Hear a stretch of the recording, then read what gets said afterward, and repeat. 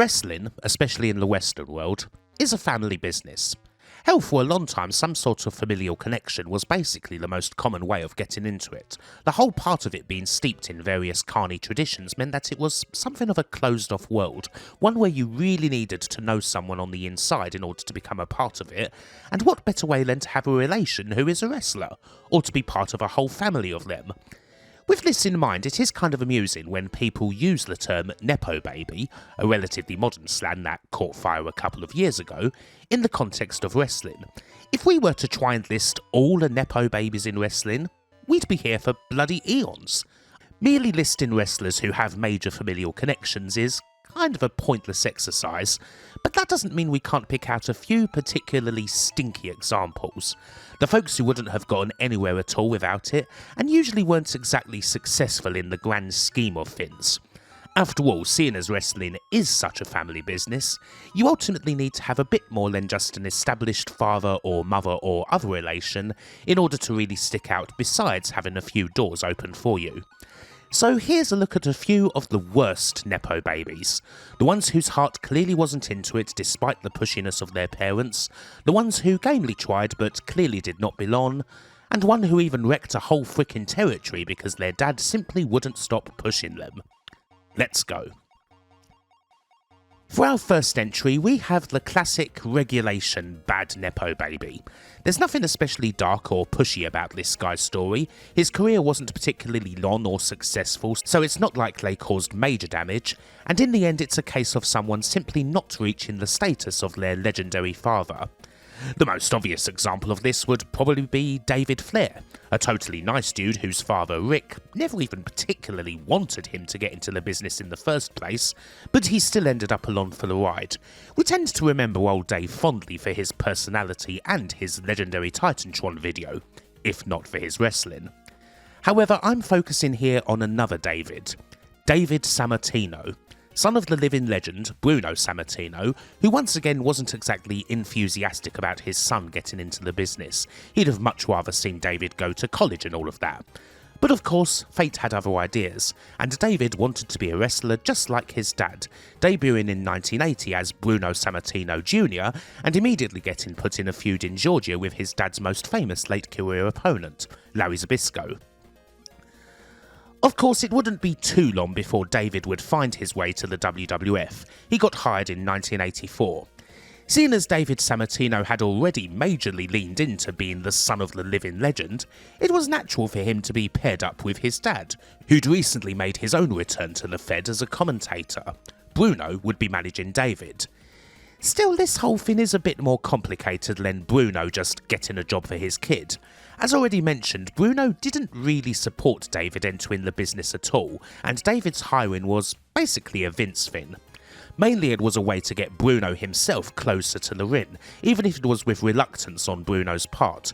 He may have been nearly 50 and he'd retired from the ring in 1981, but Bruno was still practically a living god in the WWF's Northeast home turf, still as big a draw in that part of the states as Hulk Hogan was, if not bigger. Bruno wasn't hugely enthusiastic about returning to the ring, but the influence of Vince and the desire for his son to team with his father, mainly as it would give him a pretty big boost up the card, was enough to bring Bruno back to the squared circle. In the end, this culminated with a rather stinking match between David and Brutus Beefcake at the first WrestleMania that ended with a double DQ, as well as his father's return to the ring in February of 1985, teaming with David to take on the Heenan family, as well as Brutus Beefcake and Johnny Valiant. After WrestleMania, and after Bruno and David's feuds with the heels had played out, well, while Bruno's return would see the living legend stick around for a bit, feuding with the likes of Randy Savage and the Honky Tonk Man, unfortunately there wasn't much else on the table for David, and he quickly found himself getting bumped right down the card. The trouble mainly was that while David tried to wrestle a lot like his dad, with the power moves, the strikes, the bear hug and what have you, it didn't work out. David Sammartino had some technical skills in the ring, but he didn't have the same build as his dad, he didn't have a whole lot of charisma, and he didn't have the same aura, the same ability that his father had to pop crowds with even the most rudimentary of actions. He wasn't terrible in the ring as such, but he didn't really stick out at all once you removed his father's name from the equation. David Sammartino got progressively more frustrated with his curtain jerker status, feeling that being the son of a legend should give him a higher position on the card, being annoyed by his dad telling him to bide his time and be satisfied with where he was, even growing to thinking that Bruno himself was holding him down in order to ensure that people didn't compare David to him, and it all came to a head on November 22nd, 1985. David was booked to beat enhancement talent Ron Shaw at the Philadelphia Spectrum, and instead he had Ron Shaw beat him. Not just beat him, but squash him, getting slammed all over the shop and even submitting to the bear hug, his father's own finisher. Now, this wasn't actually the complete end for David in the WWF, surprisingly enough. He was briefly brought back in 1986 and 1987, pretty much still curtain jerking, although a somewhat decisive finish to his Fed career happened when, as he goes into in an interview for Slam in 2010, he attacked a fan who called him a jobber as he was walking back to the ring, following a loss to Danny Spivey. This was mere weeks after Bruno Sammartino himself had left the WWF acrimoniously, disgusted by the direction the company was taking, and David was promptly fired after this incident, never to return. David made a couple of other notable appearances, a very brief one in AWA where he came in basically just to lose 2 world title matches against Stan Hansen, playing on his father's old rivalry against the Lariat, a couple of tours in All Japan that presumably largely happened due to his father's legendary status in All Japan, and a single appearance on WCW TV in 1996 where a much slimmer David Sammartino lost a cruiserweight title bout against Dean Malenko.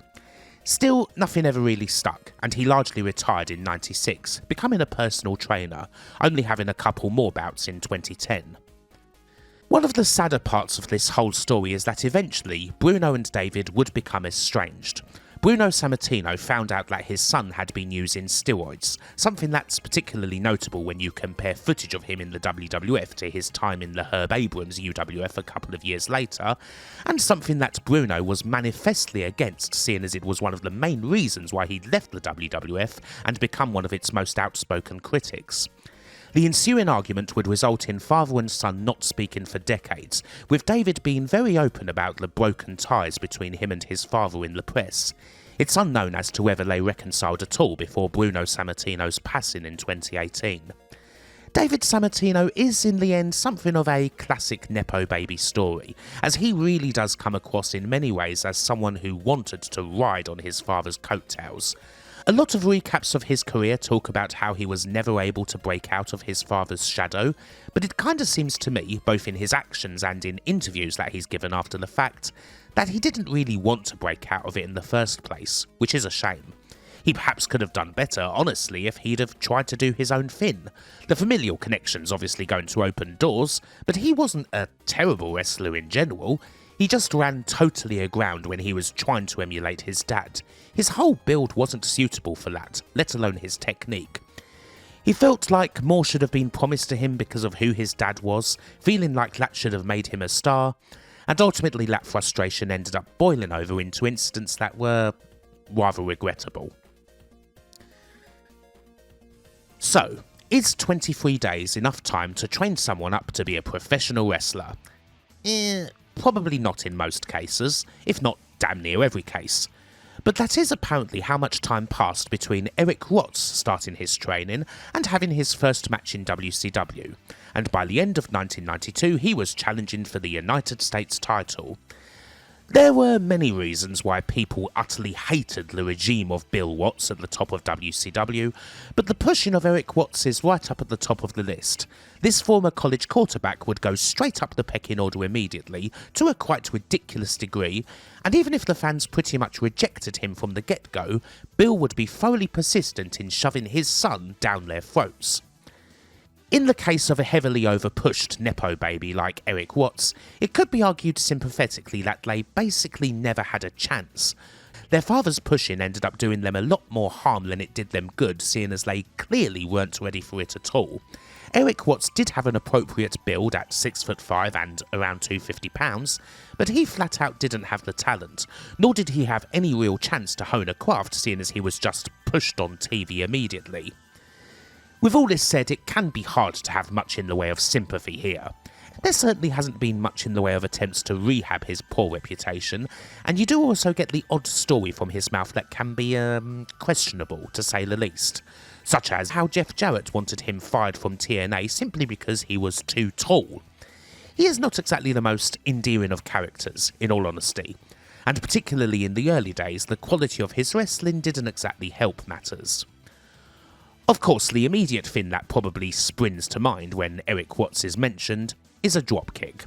That time when, teaming with Jushin Liger of all people at Starrcade 92, he leapt like a dead salmon to deliver a really quite comically mistimed dropkick to Steve Williams, who still had the good graces to sell it, even as good old JR delivers his never not hilarious "he didn't get all of it" line on commentary, which is code for "yep, he royally screwed the pooch on that one." This hilarious moment aside, Erik Watts' wrestling was, while not necessarily the worst thing ever, not anything that stood out at all. He was still clearly very green, not exactly bad at the basics, but little else, not much in the way of charisma. And yet he's getting the pushers, an undefeated streak, wins over the likes of Bobby Eaton, Steve Austin and Brian Pillman, a run to the final of the 1993 TV title tournament where he lost to Paul Orndorff. All of these features happen despite his skill level, which is particularly lacking compared to a lot of the other strong young talents on the roster. Guys like Brad Armstrong or Chris Benoit, who folks generally supported a lot more than Erik Watts, feeling that they're working hard week in and week out and deserve some of the opportunities that are seemingly just getting handed to Erik on a plate because his father's got the book. Compared to the talent of these guys, watching main event stars sell for Erik Watts' basic and often rather weak offences making the fans more and more incredulous. With boos in the arenas becoming more audible every week, it even got to a stage where Bill Watts himself, never exactly shy of getting his face in front of the camera while in charge of WCW, would go on TV to say that the meteoric rise of his son Erik had nothing to do with him being in charge, and that he entirely had to make it on his own merits.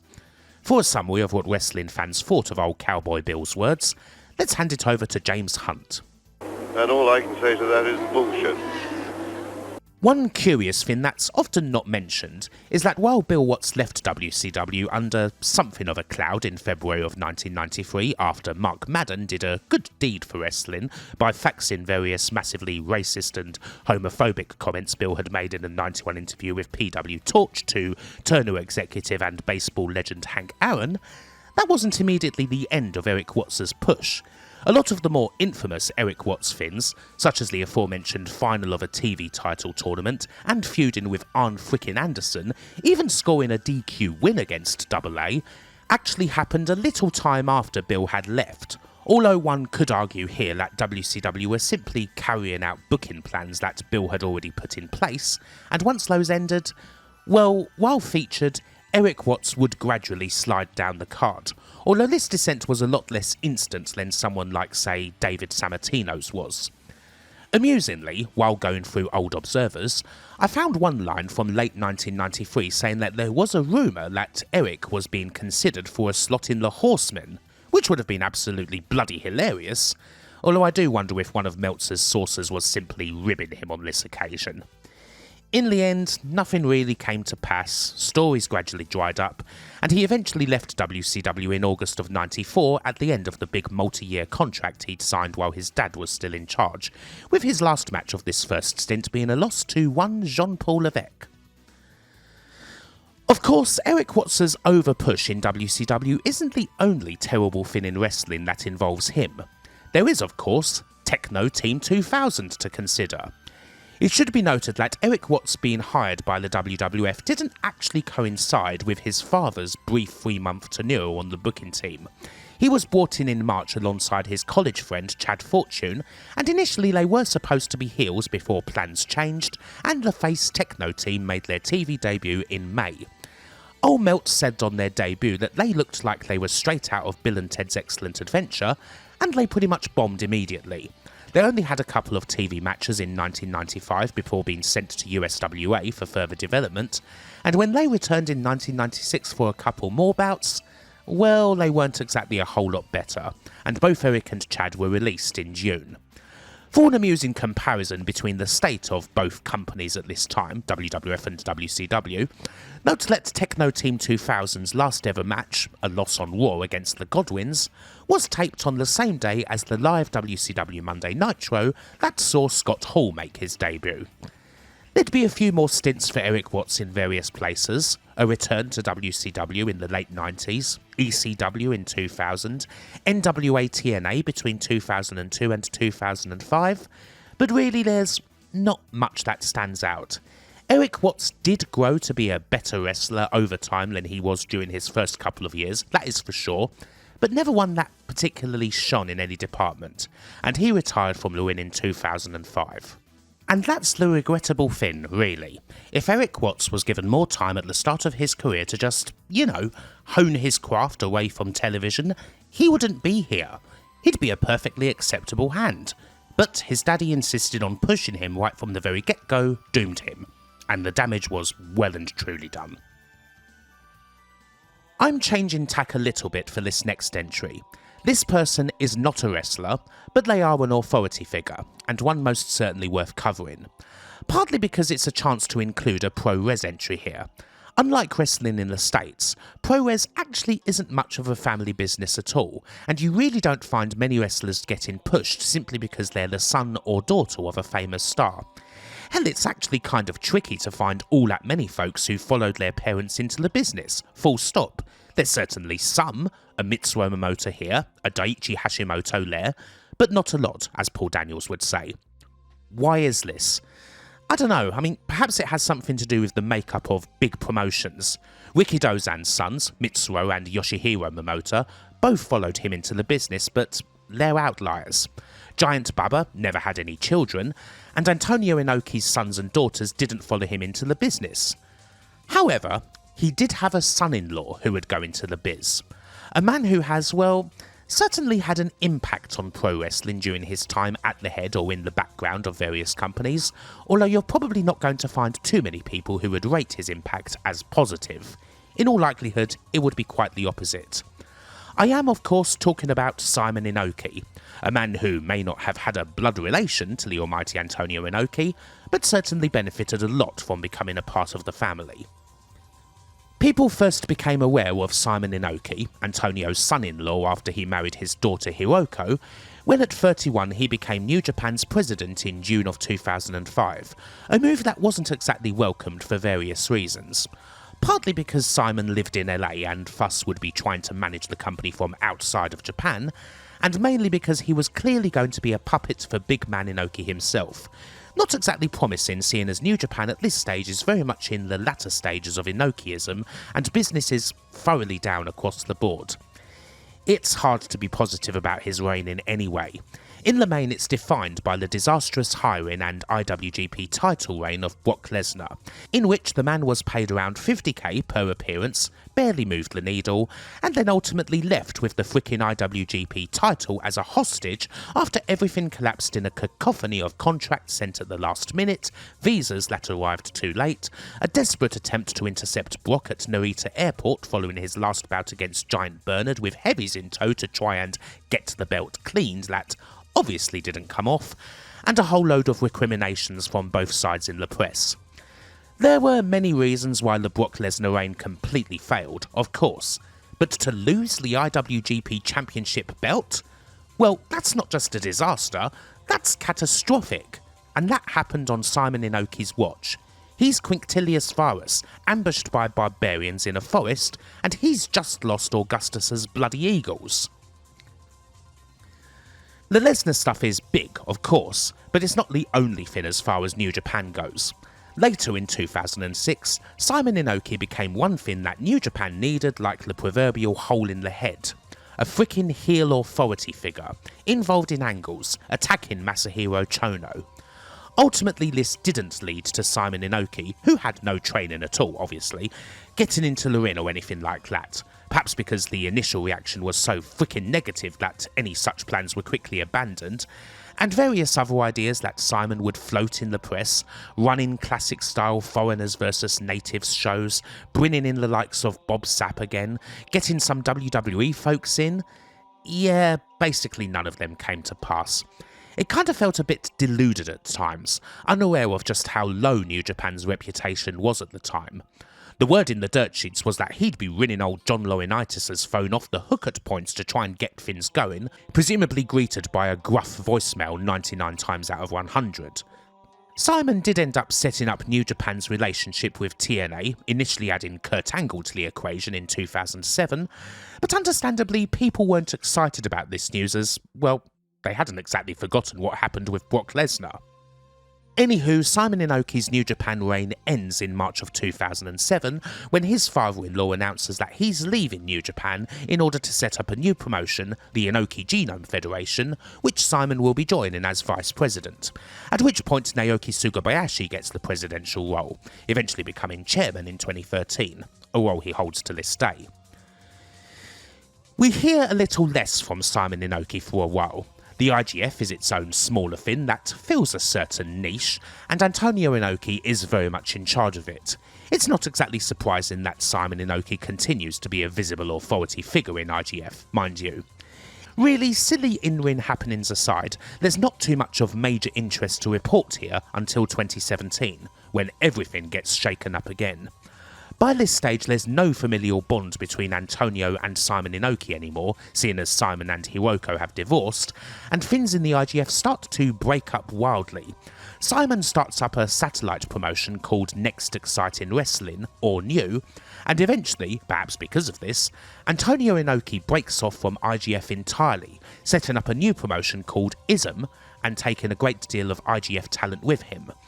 Simon also sets his eyes on China, setting up a promotion called Eastern Heroes, with the aim of developing Chinese pro wrestling and working with Noah, but aside from a single night on a Noah tour, this doesn't really work out, and the IGF as a whole shuts at the start of 2019. Simon Inoki quips in the press that IGF became a bakery after their once parent company Assist opened up a chain of them following IGF's demise. They went from TKOs to taiyakis, omoplata to orange matcha, from triangle chokes to melon pans soaked in, I don't know, red bean paste or something. You get the idea. Simon Inoki, or rather Simon Kelly now, is still someone who crops up from time to time, mainly because he is something of a liaison between WWE and pro-res companies. In this capacity, he's certainly been influential or been a part of the signing of several top talents. He was definitely involved in liaisons with Sari, Julia and Kairi Sane. Essentially, the rather mysterious role that Simon Inoki fills is similar to one that's undertaken by ex-WWE talent Sho Funaki, but even in that capacity he has still managed to cause some rather unexpected and unwelcome controversy. Specifically, he managed to do it while representing Katsuhiko Nakajima. Nakajima, fresh off a stint in Noah, made a shock arrival in All Japan in November of 2023, winning the Triple Crown in his very first match by defeating Jake Lee. But that's not the whole of it at all. His arrival saw him come out in full Antonio Inoki style, saying that he was going to bring strong style to Japan, wearing the red scarf, and even coming out to Inoki's legendary Bombaye theme and using his catchphrase, Ichi ni Sanda. Of course, in an All Japan ring, doing all of this is obviously a full-on heel act, with Nakajima being the ultimate outsider, and on the surface of things, it's really cool. The only trouble is, they didn't have any agreement to do most of this, and especially not to use Antonio Inoki's theme. And so Antonio Inoki's family sent a cease and desist over to Nakajima and All Japan to stop them using it, and everything became utterly messy from there. On top of all of that, you've got Charlie Dempsey coming over from NXT to challenge for Nakajima's Triple Crown, another move brokered by Simon Inoki, with the idea that Nakajima would come over to Florida at some point, which doesn't end up happening as WWE ultimately weren't interested in bringing Katsuhiko over. In the end, the whole thing breaks completely, and Nakajima leaves All Japan shortly after his TC reign ends in March 2024. Nothing that happened here really benefited All Japan in the slightest, and in fact, it hurt them massively, severely damaging relations with both Noah, for the way that they'd snatched up Nakajima in the first place, something that's essentially burned all bridges between the companies, and with New Japan for all the Inoki cosplay bullshit. Simon Inoki certainly has his fingerprints over a lot of it, with the idea seemingly being to gain influence over All Japan president Tsuyoki Fukuda. You wonder if it's some sort of long game, something with an NXT Japan-esque idea in mind, but in the end there isn't even a relationship between All Japan and WWE to show for any of this. That broke down completely when WWE signed a broadcast deal with Abema, home of Noah, allowing them to start sticking their claws in over there instead. It all gets rather shady, and a lot of fingers also point to Simon Inoki as allegedly being responsible for some of the finer parts of Nakajima's Inoki gimmick. Simon himself would swear that he wasn't involved in any of that, but, well, he's not exactly believed by everyone.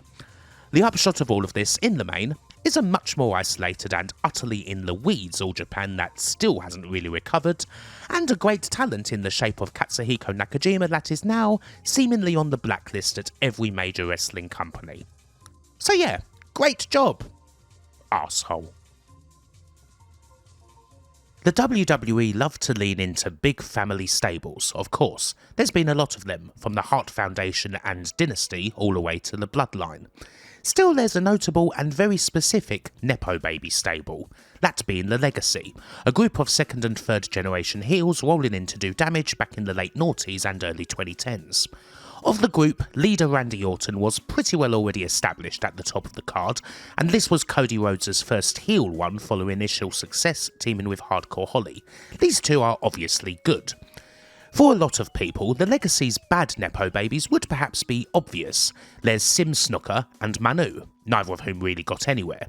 Sim Snooker, previously Deuce, got canned not long after he failed to catch The Undertaker on a massive dive at WrestleMania 25, and Manu?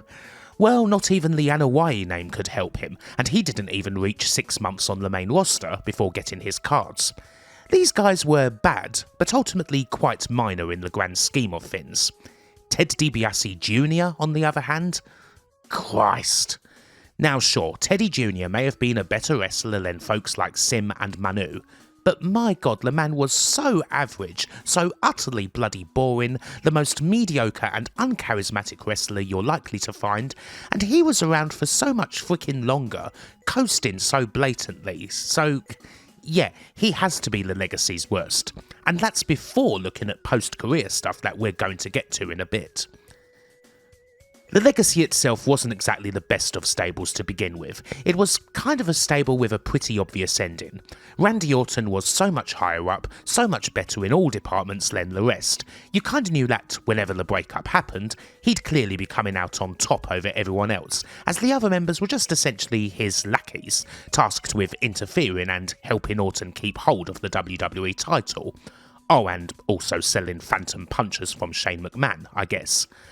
Of the others, well, while you forgot about Manu and Sim pretty quickly, Cody was still a fair ways away, but there was definitely something there, clearly talented with a high ceiling. At one stage, the same could be said of Ted DiBiase Jr. He's got athleticism and so on, and there is potential even if, again, he's got a ways to go. Kind of lacking in the charisma department, especially compared to his father, who was one of the most charismatic wrestlers ever in the Fed. Still, it's funny. I think people were kind of 50-50 on the question of who was going to have a better career after the Legacy, out of Cody and Ted Jr., and if anything, people leaned towards Ted Jr. being the bigger success, something which in retrospect is, well, quite hilariously won. The trouble was that unlike Cody, Ted Jr. never really got better at it. After the Legacy, Cody got his rather cool dashing gimmick that helped to show off his own charisma and also didn't feel anything like a rerun of something Dusty did. On the other hand, the differences between Ted Jr. and his dad were kind of shown off rather nakedly when Ted got, well, basically the same gimmick as his dad, the arrogant rich man, or rather son of a rich man. Everything about this gimmick was complete arse, really. Bringing DiBiase Sr. in for cameos didn't help get it over. going on a search to find a Virgil, only to end up recruiting the exact same Virgil that his father had. Initially an amusing twist that hopefully earned Mike Jones a good few tenors, but it didn't help a lot. Going from Virgil to Maurice as manager? Nope. Maurice eventually chose to continue hosting NXT rather than being partnered up with Ted, which is pretty bloody damning. This $1 million rerun just totally failed in all areas. It didn't help that it came with typically awful, soulless early 2010s WWE packaging, with the classic All About the Money theme replaced with, oh dear God, literally one of the worst WWE themes ever. I come from money, I come from class. But generally speaking, Ted DiBiase Jr. didn't have anywhere near the charisma to pull it off, and his wrestling, while totally acceptable, was never anything more, just ultra-generic WWE style, really. It says a lot that they repeatedly went back to the well of having Ted Jr. and Cody team up again, only to turn on each other and fight, something that frankly didn't help either guy out. Once the $1 million gimmick faded out, Ted Jr. was pretty much a curtain jerker, going through the motions and clearly not getting better anytime soon. He kind of turned face and there was some sort of DiBiase posse gimmick where he'd tailgate with fans before events. Yeah, me neither. It wasn't too much of a surprise when Ted DiBiase Jr. decided to leave the WWE in September 2013 at the end of his contract. He only made a handful of TV appearances in that year despite not being injured or anything, so you wouldn't have been blamed for forgetting that he was under contract at all. There were a handful of indie appearances, but not a whole lot, and no matches at all since 2017, with an official retirement announced in 2020. Now, if this were the end of it, I probably wouldn't have bothered too much with Ted Jr., generally just someone average who coasted along for a bit. But of course, there's the bad thing. The whole scandal in Mississippi. The welfare funds that went missing were embezzled through non-profit organisations and ended up in the hands of businesses associated with folks like ex-NFL quarterback Brett Favre, State Governor Phil Bryant, and the DiBiase family. There's dodgy money that went into Ted Sr.'s Heart of David ministry, and specifically in the case of Ted DiBiase Jr., according to the rap sheet, money that should have ended up used for welfare instead went into businesses that Ted Jr. ran that were ostensibly for social services, but the money was instead used on things such as buying a boat and putting a down payment on a house. Ted DiBiase Jr. was charged in 2023 with 6 counts of wire fraud, 2 counts of theft concerning programs receiving federal funds, 4 counts of money laundering and conspiracy to commit wire fraud, and to commit theft concerning programs receiving federal funds. While the case has yet to go to trial, and Ted Jr. has yet to enter any pleas, if he's convicted, well, he's potentially going to jail for a long time. His brother Brett DiBiase's already pleaded guilty to several charges, and the main man who headed up this fraud, a guy named John Davis, is currently serving a 90-year sentence for charges related to the scandal. Around 2/3 of that is suspended, but that's still a big chunk of time. It is fair to say that things don't exactly bode well for Ted DiBiase Jr. here, and it certainly shoots him right up the list of wrestling's most infamous and worst Nepo babies. Screw this guy.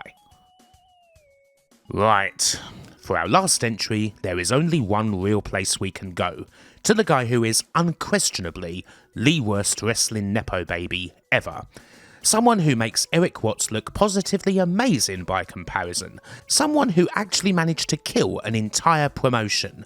An entire promotion that this day should closely be mewed up about a prophecy which says that GG of its heirs, the murderer shall be. So, who's this then? If you look at the initials GG and think of Greg Gagne, then sadly you're wrong. Greg Gagne is undoubtedly a Nepo baby, but he was a perfectly good in-ring talent who kind of lacked the proper physicality for the main event, and really there were various other factors that resulted in the death of the AWA in play, rather than simply Vern Gagne pushing his son. No, the GG in question is, of course, George Gulas. The single worst Nepo baby in wrestling history, without a shadow of a doubt. No one else comes close. This is a story all about how you take a perfectly good wrestling territory and you absolutely destroy it, raising everything into the ground simply by over-pushing your son despite all the evidence that it's not working and is, in fact, a total disaster, being very clearly in front of your face. So, we're off to Tennessee to look at the territory in question, NWA Mid-America, founded in 1940 by Nick Gulas and Roy Welch. It's a perfectly good territory for most of its existence, one where tag team wrestling is a speciality. Generally speaking, everything was good here. Well, it was until Nick's son George came along. George Gulas made his in-ring debut in 1974, but before then there was already major red flags. He initially worked as a referee and a commentator, and as a referee, he was given top billing on cards.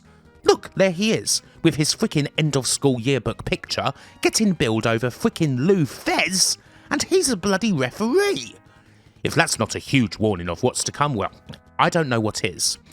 Gulas himself was 6'4", so his height wasn't a problem or anything, but that was it. He was thin and gangly, not really having the look you would expect of a wrestler back in the 1970s. And yet, well, you can guess what happened when he actually debuted. He was immediately at the top of the card. George Gulas held a grand total of 27 titles in NWA Mid-America, all of which were tag team belts of some description. Many a great wrestler, the likes of Bobby Eaton, Jackie Fargo, Tommy Rich and Tommy Gilbert had the honour of winning a tag team belt with George Gulas, usually after doing all the work until giving the hot tag to Gulas, who could then dazzle everyone with his blinding offense. Blinding in the sense that after seeing it, you may just want to pour bleach over your eyes. Good lord, this fellow is just death personified in the ring. His strikes and chops so weak, his technical skills not even rudimentary, his in-ring nous non-existent. Clearly, this man wasn't suited to be a wrestler in any single way, and yet Nick Gulas couldn't possibly be convinced otherwise. It's his territory, and he's going to push his son over everyone else. Nick Gulas basically made his son George into the wrestling equivalent of the Shags. It's as if he had some sort of vision that George was going to be wrestling's biggest star, just as Austin Wiggins' mother had a vision that his daughters were going to conquer the music world, and he pushed them to it despite the mountains of evidence to the contrary. But while there is at least a certain charm and outsider quality to philosophy of the world, the same can't really be said of George Gulas' wrestling. Legend was that Bobby Eaton was so desperate not to work with George Gulas that he tried to sneak out of the territory, only for someone to catch wind of his plan and for his gear to be mysteriously stolen, leaving him stuck. I mean, that's Bobby Eaton, literally the nicest guy in wrestling history, and even he doesn't want to work with you. Something's fucked up. Getting top billing on a card when you're just a referee, winning 27 tag titles with just as many tag partners, all baby faces that were thrown in with George in order to try and desperately put some shine on him. These things would easily be the low point of any regular bad Nepo baby. However, this is no regular bad Nepo baby. This is George Gulas we're talking about, and his nadir would come on August 29th, 1979, when the world champion came to town. Harley Race. You know, arguably the world's greatest wrestler at the time, and certainly one of the toughest. I mean, this is the man's prime. Obviously, he's going to face George Gulas, and surely you'd think there wouldn't be any doubt about who would win this one, would there? But no, Nick Gulas is insistent that Harley go the whole hog. George Gulas is going to take him to a frickin' Broadway. This goes about as well as can be expected.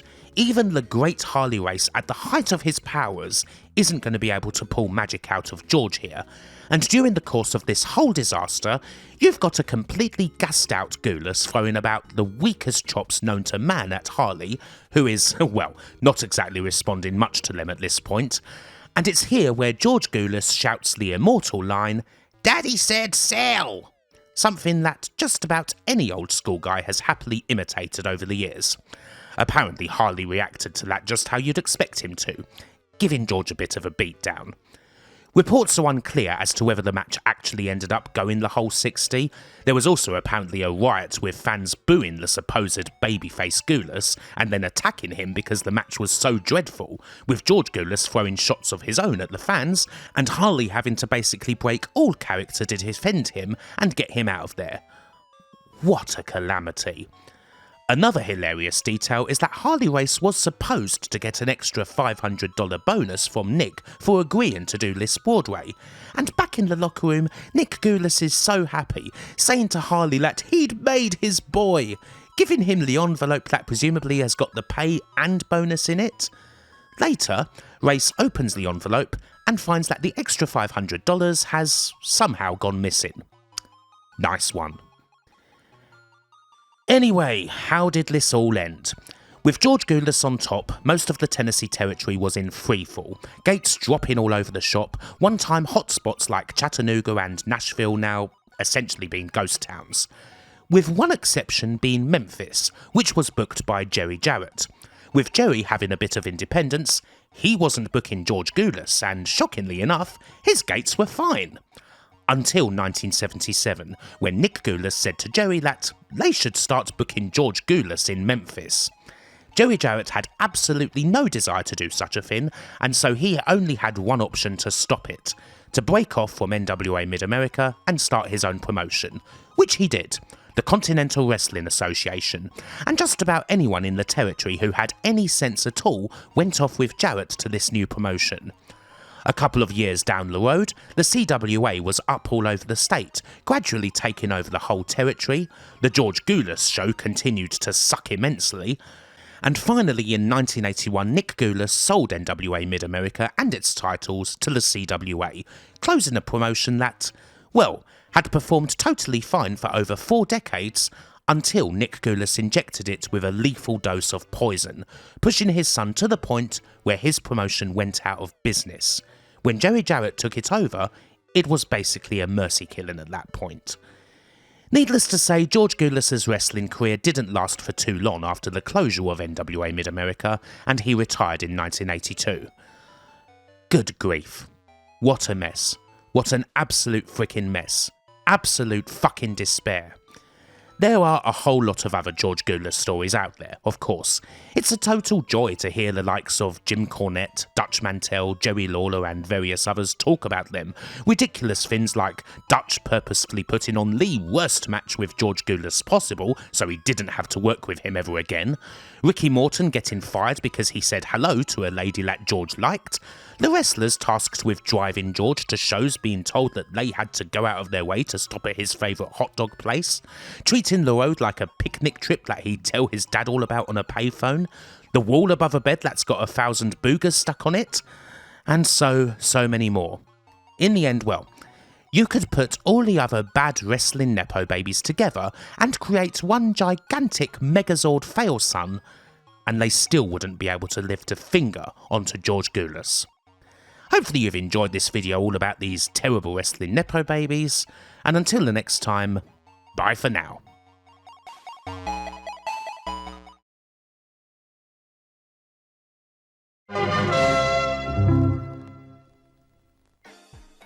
June the 9th, 1987.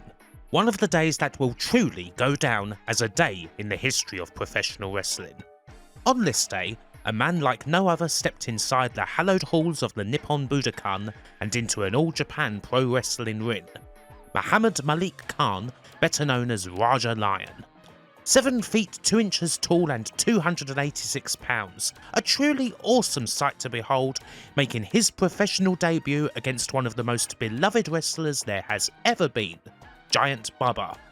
Apparently this man had won hundreds of kickboxing and karate tournaments back in his native Pakistan. Indeed, he had never once been defeated. Could the legendary Baba, the man with the heart and soul of a true champion, overcome this formidable foe like no other? Well, yes he could.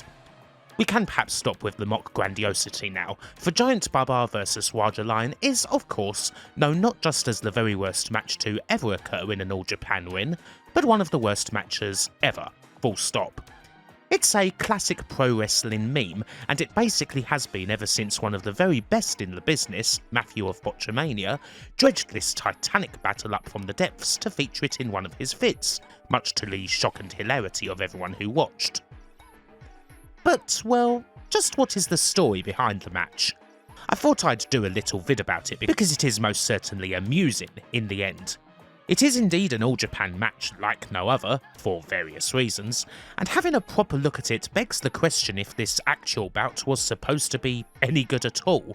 With all the evidence laid out, it's actually probably accurate to say that it wasn't.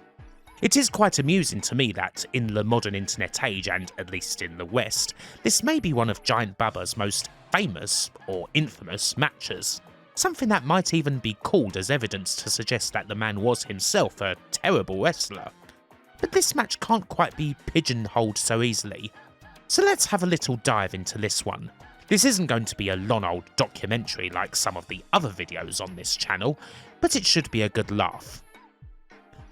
The first question, of course, is who exactly Raja Lion even was. Some say that Bubba spotted him in a restaurant somewhere, thought he looked good and decided to bring him in. However, this was probably just a joke. From all that I could find, it appears as though Raja Lion was an actor in his native Pakistan, although it's hard to find too much info on films that he starred in. He does have a single credit on IMDb for the 1989 film Blood Fight starring Bolo Yun. There's also a clip of him going around where he's on that high watermark of Quality Entertainment, a Japanese variety TV show, where essentially everyone coos about how tall he is. In any case, in storyline, Raja Lion gets brought into the world of All Japan by Tigerjeet Singh, one of the top foreign heels, as a part of his own long-running feud with Bubba. Truly, this 7-foot 2-inch monster from Lahore is someone who Bubba can't possibly hope to beat. From what I can tell, Raja Lion first appears on the May 2nd episode of All Japan's TV show, on a show that was taped the previous day at Korakuen Hall. He comes in, all tall and everything, and has a little sparring exhibition against someone with long hair and big sideburns who, unfortunately, I do not know.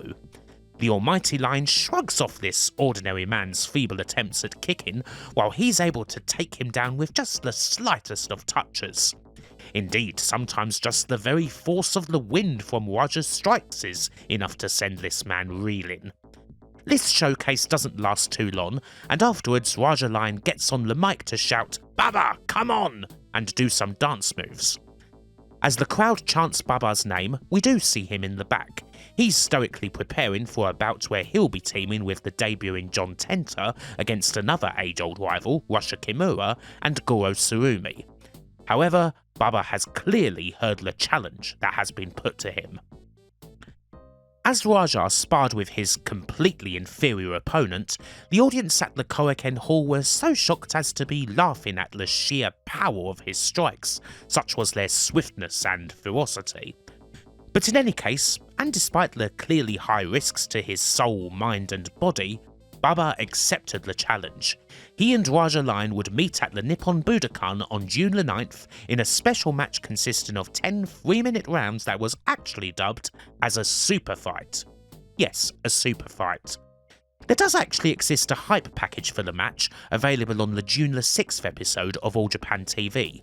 Here I am, as is often the case, very thankful to Roy Lucier's absolutely essential All Japan channel here on YouTube, for he has chronicled and uploaded hundreds of episodes of classic All Japan TV. Unfortunately, the copy of the tape gets a bit screwy here, but we do see Raja Lion practicing those venomous kicks on a sparring dummy, presumably with an approving Tigerjeet Singh nodding in the background while burning Hart by Survivor plays. The hype is most certainly real. And with that, well, we get to the match itself. Let's break it down. Raja Lion, accompanied by the indelibly funky sounds of Soweto by Jeffrey Osborne, has to duck slightly to enter the arena, receiving the usual flowers and what have you, before the almighty Bubba makes his entrance to, of course, Soul of a Champion. We have the introductions, and the super fight begins. Raja immediately goes in with his lethal kicks and, yes, it does take him about 10 seconds or so to fall flat on his arse, which he will do another couple of times during the first round. The first stanza is all about Raja's neat feet. They try to assault Bubba in as many as 2 different ways, with complex left and right combos that, yes, often just tend to pass through the air above Bubba's head, although he will sometimes vary things with a couple of chops. It doesn't take too long for the great champion to recognise the pattern, and even in this first round Bubba's able to grab an arm lock only for the Lion to be saved by the ropes, and is also able to grab a leg and take Raja down. Raja's in a troubled position at the end of the first round, with Bubba continuing to try for that arm, but the bell saves him. As Lord Humongous watches on, the participants kick off the second round. Raja tries to make more of an impression with those big legs, of course, for that is his sole attack. It almost seems like he has Bubba on the ropes at a couple of points. However, in an incredible Muhammad Ali-esque move at around a minute in, Bubba bounces off those ropes, grabs that arm, controls the back, and takes Raja down. There is no escape as Bubba methodically, slowly cinches in an armbar, and eventually, with the ropes nowhere in sight, Raja Lion is forced to give best to his legendary opponent. As soon as the match is over, an enraged Tiger Jeet Singh rushes the ring to assault Bubba with the pommel of his sword, also giving poor Raja a couple of whacks. However, the ring is soon cleared, and Bubba is even sporting enough to raise Raja Lion's hand in recognition of his brave efforts. This particular titanic tussle is over. So, yes, this match is terrible. Of course it is. It's perfectly awful in every way. Raja Lion has roundly been described as one of the most uncoordinated men to ever enter a wrestling ring, and he wouldn't do so again after this bout. Raja was one and done, at least as far as the records on sites like Cage Match go. The audience seemed to find the whole thing rather amusing really, enough to get some good cheering in during the bout and egg the wrestlers on. But still, this is Giant Bubba we're talking about, and if we're honest, an All Japan win would have cheered if he'd just gone in the ring and emptied his bowels. In the grand scheme of things, this was just another little chapter in the general rivalry between Bubba and Tiger Jeet Singh, who would wrestle each other for the umpteenth time the following week as a result of this bout in a match that was, unsurprisingly, not a work rate classic. Still, for the most part, Bubba wasn't about work rate classics at this time. This match comes a few years after Bubba decided to take a step back on the card to let younger guys like Jumbo Tsuruta and Genichiro Tenryu take over the main event, relegating himself to tag bouts that were often comedic in nature. Bubba had his own little world on the card, usually against rivals like Tiger Jeet Singh or Russia Kimura that he'd worked with for a long time, and this Raja Lion match, while it was actually the semi-main on the night, believe it or not, was a rather unique part of that. Bubba didn't put on anything like this bout again before or after. But why did he put it on at all? I think the whole nature of this bout, the silliness of it, the fact that it was billed as a super fight and what have you, is all meant to be something of a parody. This is Bubba's take on the sort of match that Antonio Inoki would put on all the time, with matches that were largely worked against martial artists, catch wrestlers, boxers and the like from around the world. I think Raja Lion, specifically, with his amateurish kicks and general build, long legs and all, is meant to take the role of the monster man Everett Eddy, a legit American karate champion who faced Inoki in one of his more famous super fights a decade previously in a match that, well, frankly, isn't too much better than this one. Much like Inoki's endless attempts to challenge Bubba himself to a legitimate wrestling match, Bubba didn't think a whole lot of Inoki doing all these super fights. Unsurprisingly really, seeing as Bubba was solely interested in promoting Puroresu and nothing else besides that. He often said of Inoki's challengers towards him that he was interested in pro wrestling, not street fighting. So yes, in a weird sort of way, Giant Bubba vs Raja Lion is, most probably, kind of meant to be really bad. Sort of like Bubba proving a point. Does that actually make it in any way a good watch, or anything more than a part of the bickering between Puro's two most powerful men? Well no, of course not. It is still an utter dog of a bout that wouldn't have had any business being on a card staged in an abandoned love hotel, let alone the frickin' Budokan. but it does add a bit more amusing interest to the whole debacle. Happily, it wasn't something that Bubba repeated. In the times before this match was introduced to whole new generations of wrestling smarks and IWC denizens by Matthew, this match was still somewhat infamous. Looking through archives of The Observer, I can find references to it from all the way back in 1988, when Big Man Meltz described a global wrestling match in Florida between a 63-year-old Ox Baker and the big heavyweight wrestler Hillbilly Jr. as even worse than Bubba vs Raja Lion. I'd hoped to find this match and compare the two, for science, but sadly I couldn't track it down. It is also worth noting that All Japan themselves recognised the badness of the match in 1992, when they ran a historical special highlighting some of the best and worst bouts from the company's history. And yes, Bubba vs Raja Lion was featured on the show. And as for where Raja himself is now, well, as of a few years ago, it appears that he was working as a security guard in Dubai. If the dates that are down for him are correct, he would be 57 years old now. He was only 21 when the superest of all fights with Bubba took place. It should be noted that only a few months after this, he narrowly avoided tragedy. Tiger Jeet Singh booked Raja Lion for a winter tour in South Africa. On November the 27th, he decided to take a flight later than the one he was scheduled for, and the flight that he was scheduled on, South African Airways Flight 295, would catch fire in the air and crash into the Indian Ocean. All 159 people aboard lost their lives, including All Japan wrestler Kazuharu Sonoda, Kenta Kobashi's co-trainer, as well as Sonoda's wife. Finally, well, he was immortalised in another way, by the makers of the most legendary series of pro wrestling games.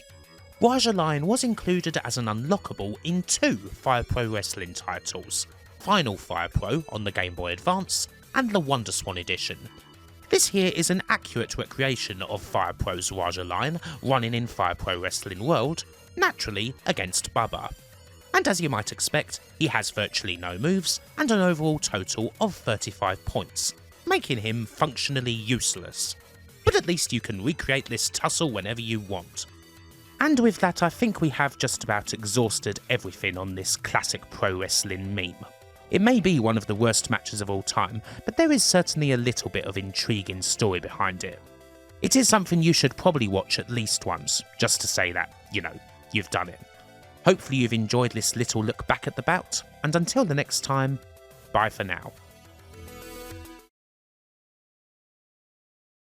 There must have been some point, almost 30 years ago now, when Teddy Hart looked like a sure thing, a part of one of the great wrestling families, nephew of Bret and Owen Hart, grandchild of Stu, and still one of the youngest wrestlers to ever sign a WWE developmental contract at the age of just 18.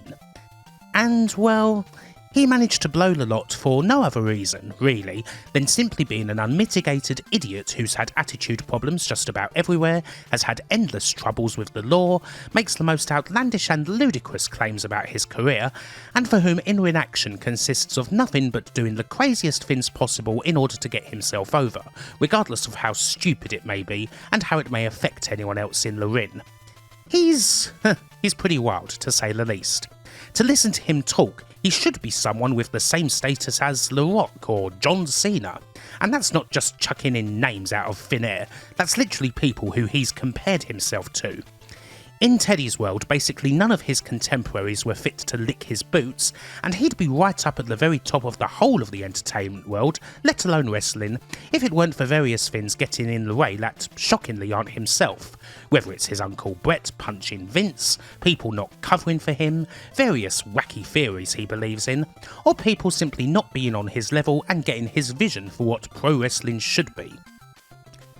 Obviously there's no end of Teddy Hart antics I could get into. This could be one massive list, an iceberg that runs almost as deep and as dark as the Mariana Trench. However, I want to focus on one particular incident because I think that it is, unquestionably, the definitive in-ring example of Teddy Hart's prickishness, his terrible attitude, and why he never managed to get anywhere close to the career that, considering his pedigree, he should have had. It is of course that one big match from Ring of Honor in 2003, the main event spectacles scramble cage match between Teddy and Jack Evans, the Backseat Boys, the Spanish announce team, Special K and the Carnage Crew. Sure, it's certainly a match that from the outset screams Spotfest, one where there's not going to be even the slightest scintilla of psychology and the flippy dial is going to be turned all the way up to 11. And from bell to bell the match absolutely delivers on that. However, one person in the match would end up taking things just a little bit too far, and you don't need me to tell you who that is. So how did Teddy Hart screw things up so hard in just one night to a point where he was utterly shunned from a company, bags chucked out into the street and all, to a point where he had one of the all-time legendary wrestling screeds written about him? Well, let's get into it and head back to late 2003 to see just how it all went down. Then back up a cage, and then right back down again. And again and again and again. So, a quick summary before we get into the bout itself. Teddy Hart had been on the indie scene since his initial WWE developmental contract ended because of, can you guess? Yeah, attitude problems. Whether it was getting dropped from Dory Funk's Wrestling Academy back in 1998, or apparently going wild in hotel rooms, it eventually got to a point where officials simply decided he wasn't mature enough for the road and they'd just had enough of him. He made his debut with ROH in late September of 03, beating TJ Wilson, better known as Tyson Kidd, and his involvement in the upcoming Big Cage Scramble is set up by Special K, the big group of ravers, mocking him backstage and saying that he's no high flyer, which naturally results in Teddy attacking the rich kids later on. And so he's going to take part in the big match, teaming up with Jack Evans. Other than that, there's not exactly a whole lot of major story going into this one, although there's certainly a fair bit of rivalry. You've got the Backseat Boys and the Spanish announce team, who've taken on each other a hell of a lot, and the Carnage Crew have a pretty long-standing beef with Special K, seeing as they're such polar opposites. As an aside, Teddy Hart, Jack Evans and TJ Wilson all wrestled in Bruce Hart's incredibly short-lived 2001 promotion, Mat Rats, a show that was based entirely around young junior wrestlers and had a fair bit of investment put into it, but never got off the ground for various reasons. Mat Rats is perhaps a story for another day, but the main reason I mention it is because one of the company's unique ideas was having platforms on the top turnbuckle to make it easier for the wrestlers to do big athletic moves, and ROH are actually going to do this in the scramble cage. There's platforms on the top of the cage as corners, so the guys involved have a lot more footing for their flips.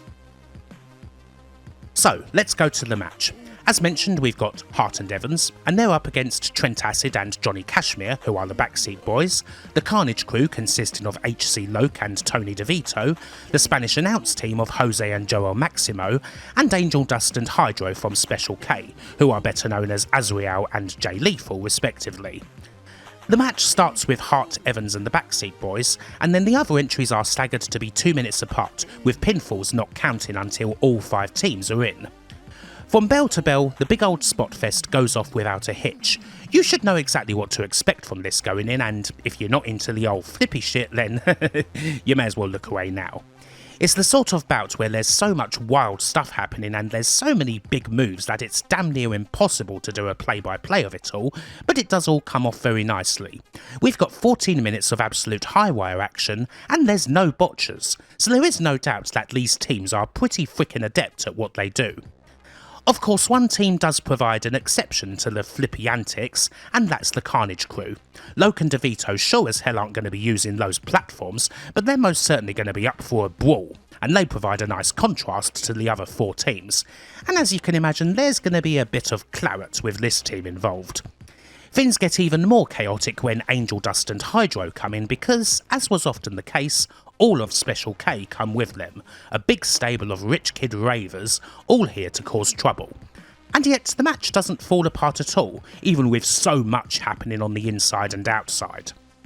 Happily, the big platforms don't get overused. In the end, they're a big part of 3 spots, all of which come off perfectly. First off, Hart and Evans, after a period of downtime on the outside, use it to get back in the match big style. Teddy Hurricane Rana's Evans off the platform and onto the SATs. This is nice, and it also coincides with Special K's arrival, meaning they use it to try and get a quick sneaky pin, although they don't succeed in doing so. Special K end up taking the brunt of the other big spots. Hydro and Joel Maximo end up duking it out on top of a platform, both teasing big moves, but eventually Jose gets up there to help his brother out, and they end up hitting a massive Spanish fly on Hydro, also landing on Evans, Angel Dust and the Carnage crew. That's outrageous enough, but the big moment belongs to Hart and Evans. With the rest of Special K still causing no end of trouble and running interference, they somehow need to all be taken out, and that happens when both Teddy Hart and Jack Evans get on the same platform. First up, Teddy Hart executes a massive Phoenix splash from the top of the cage to the frickin' floor, and then, just as the Ravers are recovering, well, not to be outdone, Evans executes one of the most dangerous moves of them all, a frickin' double moonsault, from the platform to the floor. This is obviously the big move of the whole match, even if the bout's filled with them. A double moonsault is a rare thing, an extremely risky thing. Evans executes it perfectly, and he's well caught. Obviously the crowd lose their minds, and with so many folks taken out of the equation, this leads into the finish of the match. The legal members of Special K are still in the ring, and Carnage crew blast Angel Dust with belts before hitting him with their finisher, the Spike Piledriver. However, the backseat boys are still kicking around. They interrupt the pin, take the crew out with kicks, and then they wreck Hydro with their frickin' awesome finisher, the T-Gimmick, to get the pin and win the match in an utterly adrenaline-pumping 14 minutes 15 seconds. If you like spot fests, then you should definitely watch this one, as it's a bloody fine example of the form. And if this were it, if all went exactly as it does on the tape and nothing else happened, we'd be talking about a match where all 5 teams really had their time to shine, although Hart and Evans absolutely shined the most. They had the biggest spots, they were in for the whole duration, and they nailed everything. They shredded the labooba out of it, as the kids might say. With this being Teddy Hart's second ROH match and Jack Evans' ROH debut, this match should have been a whopper of an introduction for them to the company, establishing them as a big force in the tag team division. Unfortunately, a certain idiot decided to go ahead and screw things up completely. As you might expect, the immediate aftermath of the Scramble Cage match was edited out of the Main Event Spectacles DVD. It was, however, included on ROH's Uncensored Volume 1 DVD. Now, as you might expect, it's not easy to come by, being that it's on an indie promotion's quite obscure DVD that's long out of print, and I honestly feared that footage of the incident had basically been scrubbed from the web. However, an internet wrestling legend came through for me, and I've got it here. And so, a massive thank you to the almighty Matthew of Botchamania for providing the footage in question. Anywho, here's what happened.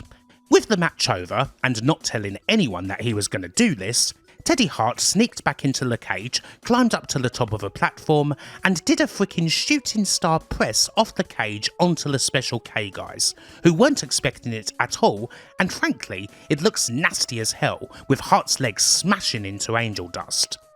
Carnage crew immediately went on the attack, hitting Teddy with stiff moves and doing a bit of a beatdown on others with the belt, and you can hear someone shout, "Get him out of here!" At this stage, Loke and DeVito are probably trying to make this look as though it's part of the match, but, well, Teddy Hart is Teddy Hart. You can hear someone else shout, "Piece of shit!" although I'm not quite sure who it was and if it was directed at Teddy or not. Anywho, with Carnage crew distracted, Teddy gets up, goes up to another cage platform, and frickin' dives like a ragdoll to the floor onto the SATs, who somehow managed to catch him despite this not being planned, and Teddy seemingly just doing God only knows what move, to be honest. This is outrageous, utterly dangerous, and kind of darkly hilarious in one respect. It's almost as if Teddy Hart's sneaking around, playing possum and then getting up to do these flips when the big, mean and nasty Carnage crew aren't looking. Almost like HC Loke and Tony DeVito are the wrestling version of frickin' Mr. Snodworthy, long-suffering teachers trying in vain to stop Teddy the Menace from getting up to no good. The crew in particular were absolutely raging at this point, and DeVito hits a couple more belt shots on Teddy. It is all messy as hell, to say the least. DeVito gets told to go to the back, and he does, but even after all this, it's still not over. Teddy is suddenly up like nothing's happened, trying to get the crowd's love, and then he goes up top again and backflips into the ring as a way of celebrating. He then does this again. Both Trent Acid and Jack Evans have tried to celebrate with Teddy, perhaps more as a way to get him to go to the back more than anything else, but Teddy will not be denied, and guess what? He backflips into the ring again. All while Rob Feinstein is out there trying to hold the Carnage crew back from rushing the ring and doing Teddy an extreme physical discourtesy. Teddy seemingly wants to go up yet again, and having done all these outrageous flips in the post-match, not to mention all that he did in the match, he doesn't feel so good. He spews in the ring. Several times. After this, he finally frickin' leaves the arena. Or at least it looks like he does, but he's still stopping and calling for more cheers. The footage ends with frickin' Gabe Sapolsky coming out and subtly telling Teddy Hart to get the hell to the back already. So, yeah. As you can expect, a lot of folks in the back wanted to beat the hell out of Teddy Hart once he got there, but this didn't end up happening as such. Specifically, Samoa Joe was as mad as a lorry, and a bunch of people kinda needed to hold him back and call him off. You can understand why Joe was so hot, not just because of what Teddy did, but because Samoa Joe was on straight after the scramble cage and now he's going to have to wrestle in a ring that was pockmarked with Teddy Hart's puke.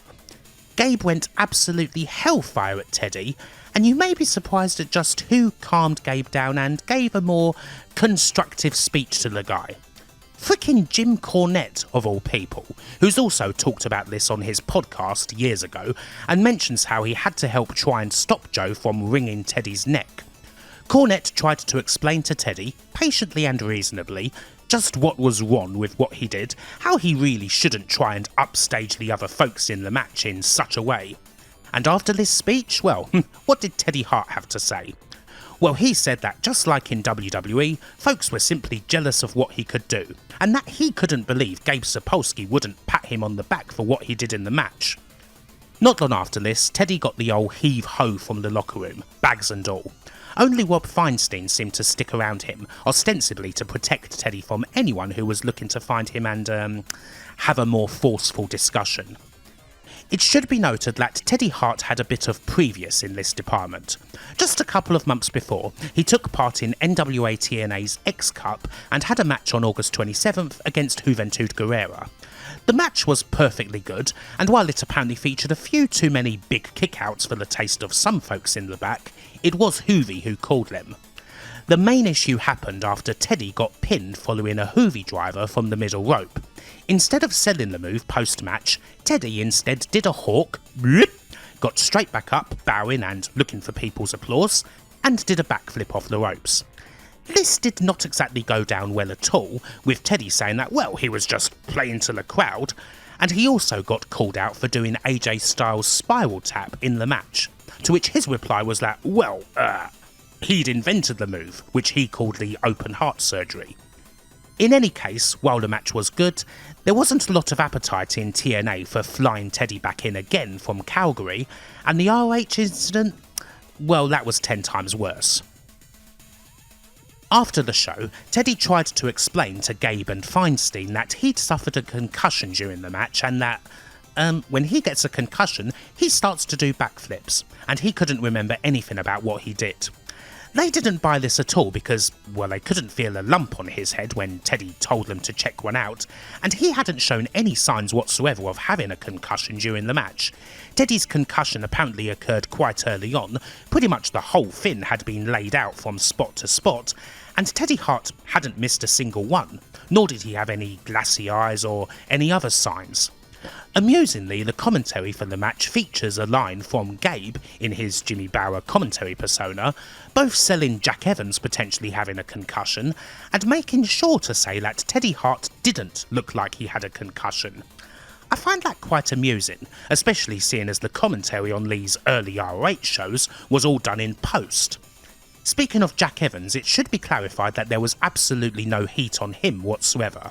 Evans had impressed everyone with how he'd performed in the match, he didn't take any part in Teddy's post-match shenanigans, and he certainly hadn't encouraged them. That was undoubtedly all Teddy Hart's doing. The fallout would continue in the days and weeks following the bout, with several people, including Teddy himself, putting out their side of the story. Teddy Hart's story changed somewhat. In an interview for the internet radio show Get in the Ring, he went on the offensive, saying that after the match he didn't think he'd showed his best, and so that's why he went back in the ring to do all sorts of crap. Again, this was after previously saying that he'd had a concussion and couldn't remember any of it. He said as well that the post-match moves, including the shooting star off the cage, were done as a tribute to Owen Hart. He again reiterated that he thought people in ROH were jealous of what he could do, particularly singling out Steve Corino and AJ Styles, who apparently gave Teddy a list of moves that he couldn't do. Anything else? Well, he said that anyone who tried to blackball Teddy or stop him from giving 100% out there was, again, jealous because they're older than him and don't have his athleticism or creativity, and that these naysayers simply fuel his fire. God gave Teddy Hart the ability to perform moonsaults off of 30-foot cages, and no, RH's cage was nowhere close to 30 feet tall, it was more like 15, and if God wills Teddy Hart to do those moonsaults and make it to the WWE, then so be it. How did people respond to this? Well, Gabe Sapolsky thought that there was surely no way in hell he could ever book Teddy Hart in ROH again, and that if he did, he would completely lose the respect he had in the locker room, as his attitude sucked that much. While AJ Styles didn't make any comment on it, a couple of wrestlers with internet presences most certainly did. And first up we've got Steve Corino, who wrote a rather firm rebuttal to Teddy on his website. Corino said that Teddy Hart may be one of the bigger assholes that he's come across in his almost 10 years in wrestling, and tries to give him a lesson about courtesy. With regards to Teddy's complaints about AJ Styles asking him not to do the spiral tap, it's simply about AJ Styles not just being higher up in the company, but actually being the champion, which he was in TNA when Teddy did it back in his X-Cup match with Hoovy. It's basic stuff. You don't use the signature moves of someone who's the champ and is going to be using said move later on in the night, do ya? Even if you apparently invented it. Corino said that, being a Hart, you thought that Teddy would know better, but he doesn't.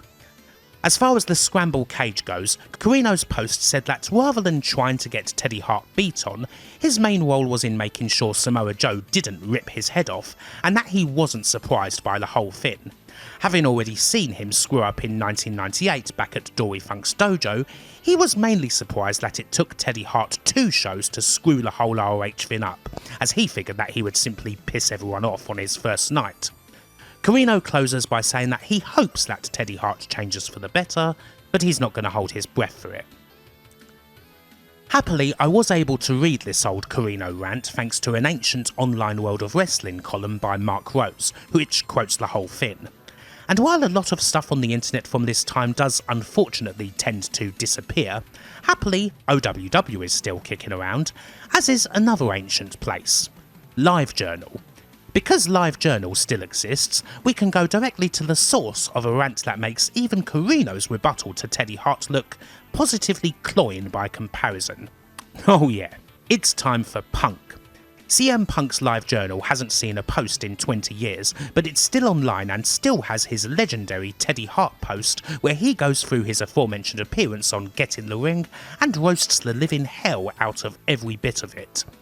Punk hits a few of the same beats as Corino does with regards to AJ Styles and what have you, but there's a lot more juicy details and thoroughly quotable lines. He says how Teddy and his dad called the ROH office 17 times to say that he had no recollection of the match, only for Teddy to kind of wreck that by saying on one call that he'd missed a flight because he was stuck in traffic, at the same time that his dad was trying to explain that his concussion meant that he wasn't able to fly. So, whoops. His dad also tried to sell Teddy Hart as the next Brian Pillman, to which Punk responded, Brian Pillman as the loose cannon worked because it was believable that he could hurt somebody. You, my sad little friend, just annoy the shit out of people. Punk is, as you may expect, incredulous and furious about Hart calling his antics a tribute to Owen, and says that the best tribute Teddy could do to the Rocket would be to sell his boots on eBay. He says that the main reason why he's responding is because of how much danger he put the guys that he did uncalled dives on in, because they had no clue it was coming, and that the business is dangerous enough without kids like Teddy Hart putting anyone in harm's way more than they already are. On the AJ Styles thing, Punk says that backstage after that match with Hoovy, he tried to explain Wrestling 101 to Teddy, as no doubt many others have done, to say why he shouldn't have done it, and all Hart could do was just give him a blank stare and say, I invented that. Punk wonders if he invented being stupid too, amongst other invectives. When Teddy says that the fans were cheering his name and egging him on, Punk responds by saying he was there and the fans certainly weren't chanting, "Please climb to the top of the cage and do 3 unplanned spots, putting everybody who has to break kayfabe and run to catch you in harm's way." As he says, it's a catchy chant, but it didn't happen. Indeed, as far as the chants go, well, while the crowd did chant Teddy's name at first, it does notably start to turn a little when he continues to backflip into the ring, and especially when he upchucks his cracker barrel. They don't boo, but it's just awkward. Like when a loud drunk guy tells a joke for the 5th time that night, as if it's the first time he's thought of it, and you kind of don't know how to react, so you just smile and try to force a laugh and hope he doesn't get aggressive. On people being jealous of Teddy due to his young age, Punk points out that American Dragon Bryan Danielson is actually a year younger than Teddy Hart, and that no one is jealous of Teddy because the only standards he sets is as a creepy little no-selling troll who wears sunglasses indoors and changes his outfit 4 times before a show. In closing, Punk says that he hopes Hart enjoys the extra press he's given him, but that he'd bet his life that he would find a way to ruin it with his out-of-control ego and piss-poor attitude. There's no conspiracy, and no one is trying to blackball Teddy Hart. They're just looking out for the safety of themselves and their friends, and for the product because they want to give the fans a good show. They're policing the locker room from a cancer that has no business in a business that he acts like he knows all about, but knows so little. So yeah, 2003 CM Punk, just as nowadays, most certainly has a fine way with words, with the added bonus of the language back then being just so much spicier. It's a shame that he hasn't posted to the Live Journal in so long. If you're watching this, Punk, as meagre a chance it is that you would be, I really think you need to give us an update, let everyone know what's been going on. Of course, the big rebuttals from Steve Corino and CM Punk certainly weren't enough to wrap this whole thing up, and they certainly weren't enough to get Teddy Hart to close his mouth. There's even a point, in the days after the incident, where a fan at a Stampede Wrestling show was heckling Teddy about what happened, Hart got in his face, and the fan frickin' spat on him, at which point Teddy Hart cracked the fan in the chops. So yeah, emotions ran pretty hot about it all, and obviously it wasn't too long before Teddy Hart was talking about it on another wrestling show on internet radio. This time it was the Interactive Interview, and I have again got an old OWW column from Mark Rose to thank for recapping it. I also have this column to thank for another amusing, old if kind of unrelated detail, in which Teddy Hart listed the shorts that he wore in his NWA TNA appearance against Hoovy on eBay. The starting price? $1,000. $1,000 for a pair of Teddy Hart's sweaty old wrestling shorts? Oh, jeez. I sure hope everyone didn't batter down the door all at once. Yet, shockingly no one bid on the auction. Anywho, I digress. Let's try and break down Teddy Hart's rebuttal to the rebuttals. He goes back to saying that he has no recollection of anything, thanks to his concussion, but he specifically says that Joel Maximo dropped him on his head, causing it. He blames the boys in the back for changing people's opinions about what happened when instead they should be putting over Teddy Hart doing a shooting star press off a cage into the ring, which hadn't been done before. He goes into extra backstage detail, insulting a girl who was with Steve Corino and saying that a friend of his got into an altercation with Samoa Joe, also calling Corino a jabroni who stunk in Dory Funk's dojo and is worse now. And as for CM Punk, well, Teddy goes full Sergeant Slaughter and changes his name to CM Puke, going so far as to question the veracity of his straight-edge lifestyle.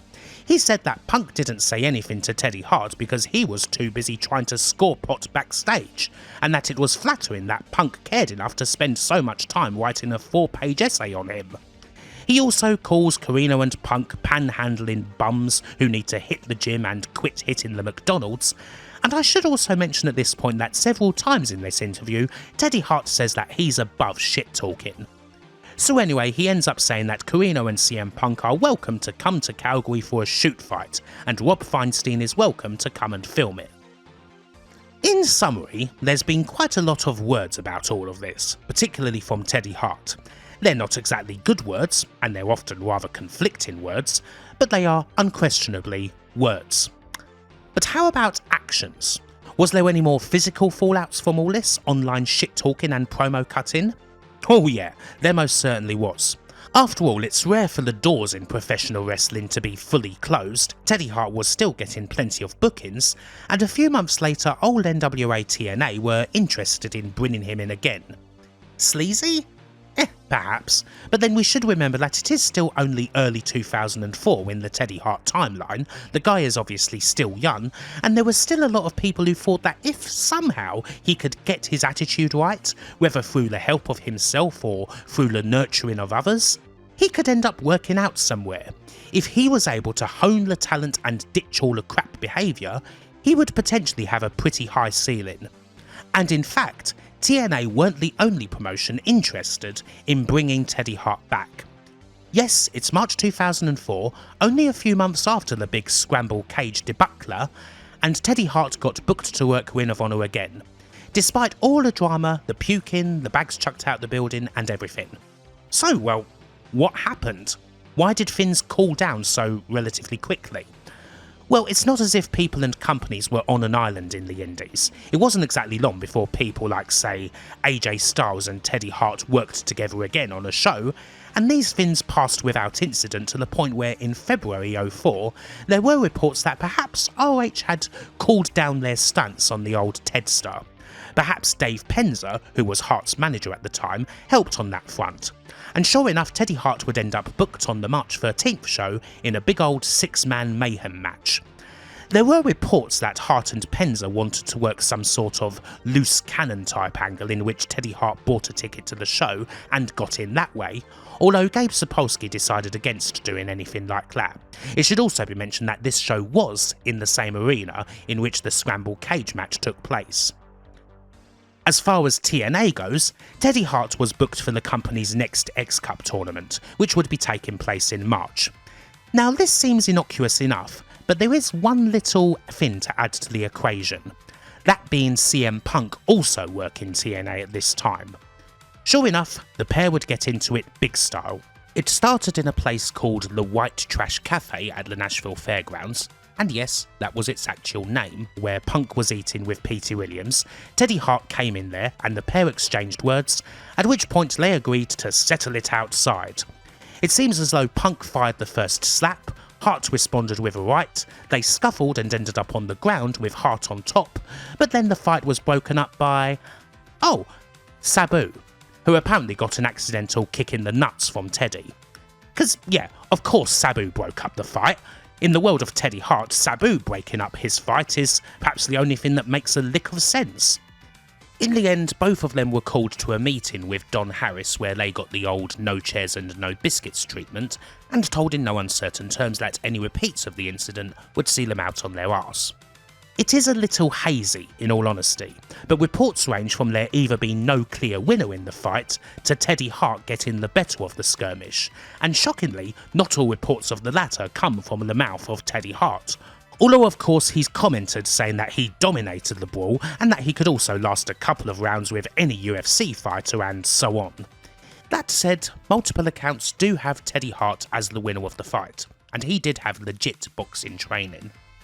In the end, it's the sort of thing that perhaps didn't reflect all that well on either Punk or Teddy Hart, particularly at the time, although you could probably argue that Punk got it worse, as much as any of this crap matters. After all, Teddy Hart already had a terrible reputation going into this and it couldn't sink much lower, whereas Punk did not, although this didn't ruin his rep or anything. Actually, some people were wondering if the whole thing was actually just a work-shoot type dealie, although if it was, then it wouldn't have ended up being in TNA. Teddy Hart apparently suffered a knee injury following his X-Cup matches, and between this and the Punk incident, he wouldn't end up getting booked by TNA again. CM Punk's time in TNA would also end at this time, although that was for wholly different reasons that we will touch on in a little bit. What about the ROH side of things? Well, one of the reasons why some people believe that what happened between CM Punk and Teddy Hart was a work was because that from the looks of things, one of the reasons why Hart had been brought back into the ROH fold was for a feud with Steve Corino that would be a bit work-shooty and result in an empty arena match. It seemed as though Hart and Corino had worked out their differences a bit, or at least they'd worked it out enough to potentially do a bit of business together, which is a natural thing for the kin of old school to do, and people wondered if Teddy and CM Punk had worked out a similar deal. However, none of the planned Teddy Hart and Steve Corino stuff ended up happening, and in fact the reasons why they didn't happen don't seem to have had much to do with Teddy Hart. Indeed, while he got a mixed response for his return at March 9th's At Our Best show, the match and post-match all passed without incident, although there was a little worked-shoot segment in the Six-Man Mayhem bout calling back to it. Instead, it was more to do with the chaos that engulfed ROH at the time, thanks to Rob Feinstein getting caught in the big FBI sting operation aimed at, people who talk nonsense. After being caught on TV with a glazed and thoroughly exposed look in his eyes as he ran back to his Lexus, it was quickly announced that ROH had severed all ties with Feinstein and RF Video, although this obviously left ROH in a world of shit, especially with TNA pulling all their talent from ROH's shows, which is what led to the end of Punk's time in TNA as he decided to stick by Ring of Honor. As for the Teddy Hart and Steve Corino thing, that was initially a Rob Feinstein idea, and while it at first seemed like ROH was still thinking about going ahead with it, it didn't happen, and with the idea nixed, there wasn't much for Teddy to do in ROH, and he simply wasn't booked further. To be honest, with the future looking bleak as hell for the company until Doug Gentry bought the share that belonged to Feinstein and immediately sold it to Carrie Silkin, flying Teddy Hart in from Calgary to not really do a whole lot probably wasn't an ideal thing to do money-wise anyway. There is a little epilogue of sorts because, well, yes, Teddy Hart would work Ring of Honor just one more time, and we may as well see if any shenanigans happened there. We fast forward over 5 frickin' years for Teddy Hart's last ROH appearance, final battle on December 12, 2009 against old partner Jack Evans. The show itself was something of a big deal as, along with it being the company's usual big year-end supercard, it was their first live internet-only pay-per-view. 5 years on, everything's pretty much changed in ROH. Gabe Sapolsky's gone, just about everyone who Teddy Hart previously had beef with back in 2003 and 2004 are gone. It's a pretty different place, so it's not exactly a wild thing to see Teddy Hart get brought back again, even if it would only end up being for one night. There were, of course, some shenanigans involving the bout, although again, it's not something Teddy Hart can actually be blamed for. The initial plan was for Teddy Hart to team with Alex Kozlov against Jack Evans and Rocky Romero, but Hart and Evans were coming in from Mexico, where they'd been working for AAA, on the day of the show, and their flight ended up delayed by several hours. In the end, Hart and Evans did end up arriving in the middle of the show and working on the card, doing a quick 7-minute single spot fest against each other just before the main event, that was eventually won by Evans. And yeah, that's it. Not much drama or anything, really. This was Teddy Hart's last match in ROH, and it was actually also Jack Evans' last bout with the company. Both were with AAA at the time, and they made the decision to basically be full-time there. And that seemingly worked out fine. Well, it did for Jack Evans anyway. Teddy Hart acted like the same massive heat magnet as ever in AAA. Most of the wrestlers and the office couldn't stand him, especially because he kept going on that Uncle Brett was going to whisk him over to WWE any minute now so that he could join the Hart Dynasty stable. Eventually, AAA suspended him indefinitely, and no actual reason was given, no specific incident pointed to.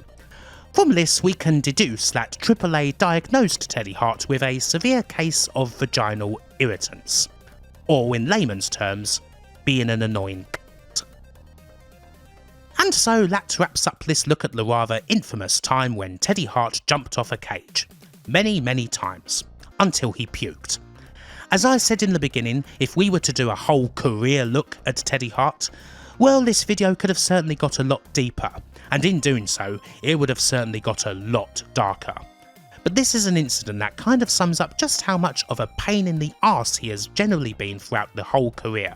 He takes part in a great match, and then he immediately screws it up.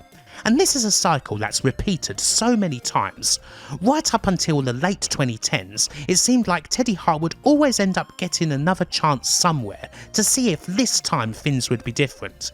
Considering how many chances he had, there must be something about him. And yet, it would never work out. He is undoubtedly amongst the biggest names in the whole history of the business who's never come close to achieving his full potential, and for all the wild claims that he makes in interviews both past and present, the blame for that is laid entirely at his feet. Hopefully you've enjoyed this video, and until the next time, bye for now.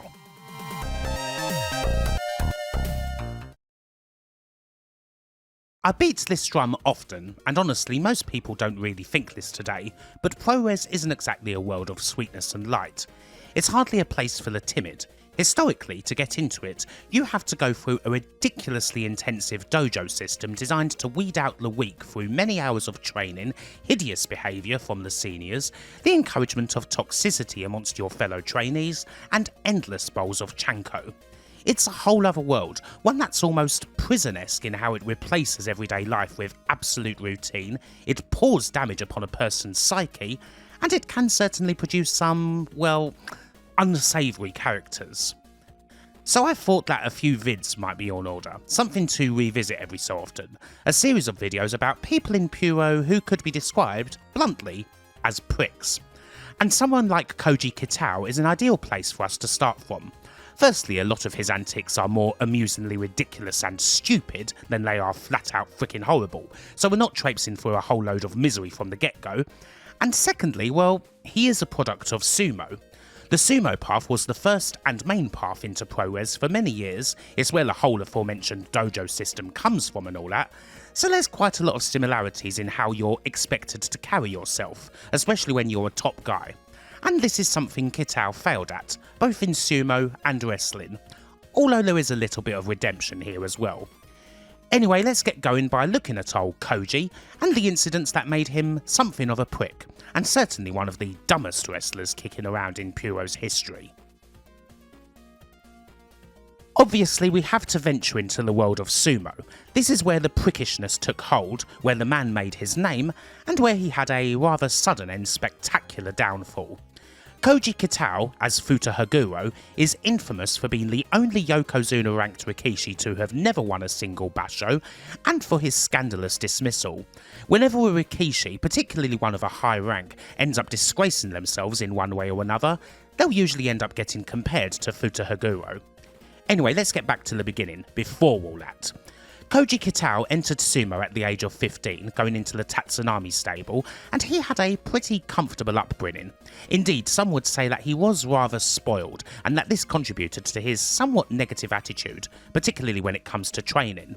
Seemingly, any time he was subjected to any kind of strictness in training, he'd complain loudly, talk up various injuries, flounce off, even threaten to quit completely. He was pretty high maintenance. With that said, he certainly had a lot of raw talent and natural ability, as well as being monstrously powerful. From his debut in 1979 at the age of 16, it took him a little over 5 years to make it to the Mikuchi top division, getting there in September of 1984. Not the fastest ever or anything like that, but not bad going. And this period of time between making Mikuchi and becoming Yokozuna definitely saw him produce his best sumo, winning lots of awards and defeating Yokozunas like Kitanumi, Takano Sato and the dominant Chiyono Fuji. He started in 1986 as an Ozeki, the rank below Yokozuna, and again, his results continued to be pretty damn good. The only thing that was missing for all of this was an actual Yusho, a tournament win in the Mikuchi division. He'd come damn close, mind. In the May 1986 Hatsu Basho, he finished 12-3, making him the runner-up to Chiyono Fuji, who defeated him in the decisive final match. In the July 1986 Nagoya Basho, he did even better. His record was 14-1, matching Shionofuji all the way and this time beating him in the final regular tournament match to force a playoff, one that he would lose. And it is these two performances in particular that caused the association to deliberate over his promotion to Yokozuna. Now, traditionally, an Ozeki needs to win 2 consecutive bashos to be promoted to the top rank. However, it is also possible to be promoted through equivalent performance, meaning that his performance over the previous couple of bashos had been equal to that of the winner, which in this case you could argue for.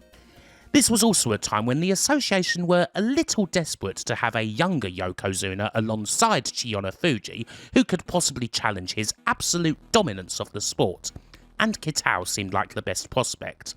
The main obstacles to his promotion were his aforementioned lack of a yusho and his conduct, which, to be honest, hadn't exactly improved as he'd gone up the ranks. He was still high maintenance, still one to complain about any sort of strict training and so on, only now that he was at such a high level, he wasn't really getting disciplined at all. In fact, whenever he did act out, the Tatsunami Oyakata, or stable master, Haguro Yama, was more likely to discipline the person tasked with training him for not being able to control him, rather than Kitao himself. It was hoped that with the promotion to Yokozuna, the 23-year-old Kitao would mature somewhat and take on the onerous duties associated with the top position, becoming an example for others to follow. And so, eventually, the association voted 6-1 in favour of Koji Kitao becoming the 60th Yokozuna, and he would take on the new Shikona, or Rin name, of Futa Haguro. And then, well, it didn't exactly take long for things to go pear-shaped. The association's hope that Futa Haguro's conduct would improve on becoming Yokozuna didn't happen, and more than that, his performance level just suddenly seemed to fall off a cliff. He withdrew from his first basho as Yokozuna with a 3-3 record after complaining of food poisoning, which was questioned somewhat by the media, and he withdrew from another basho in March of 1987 with knee pain. Again, the media were incredulous.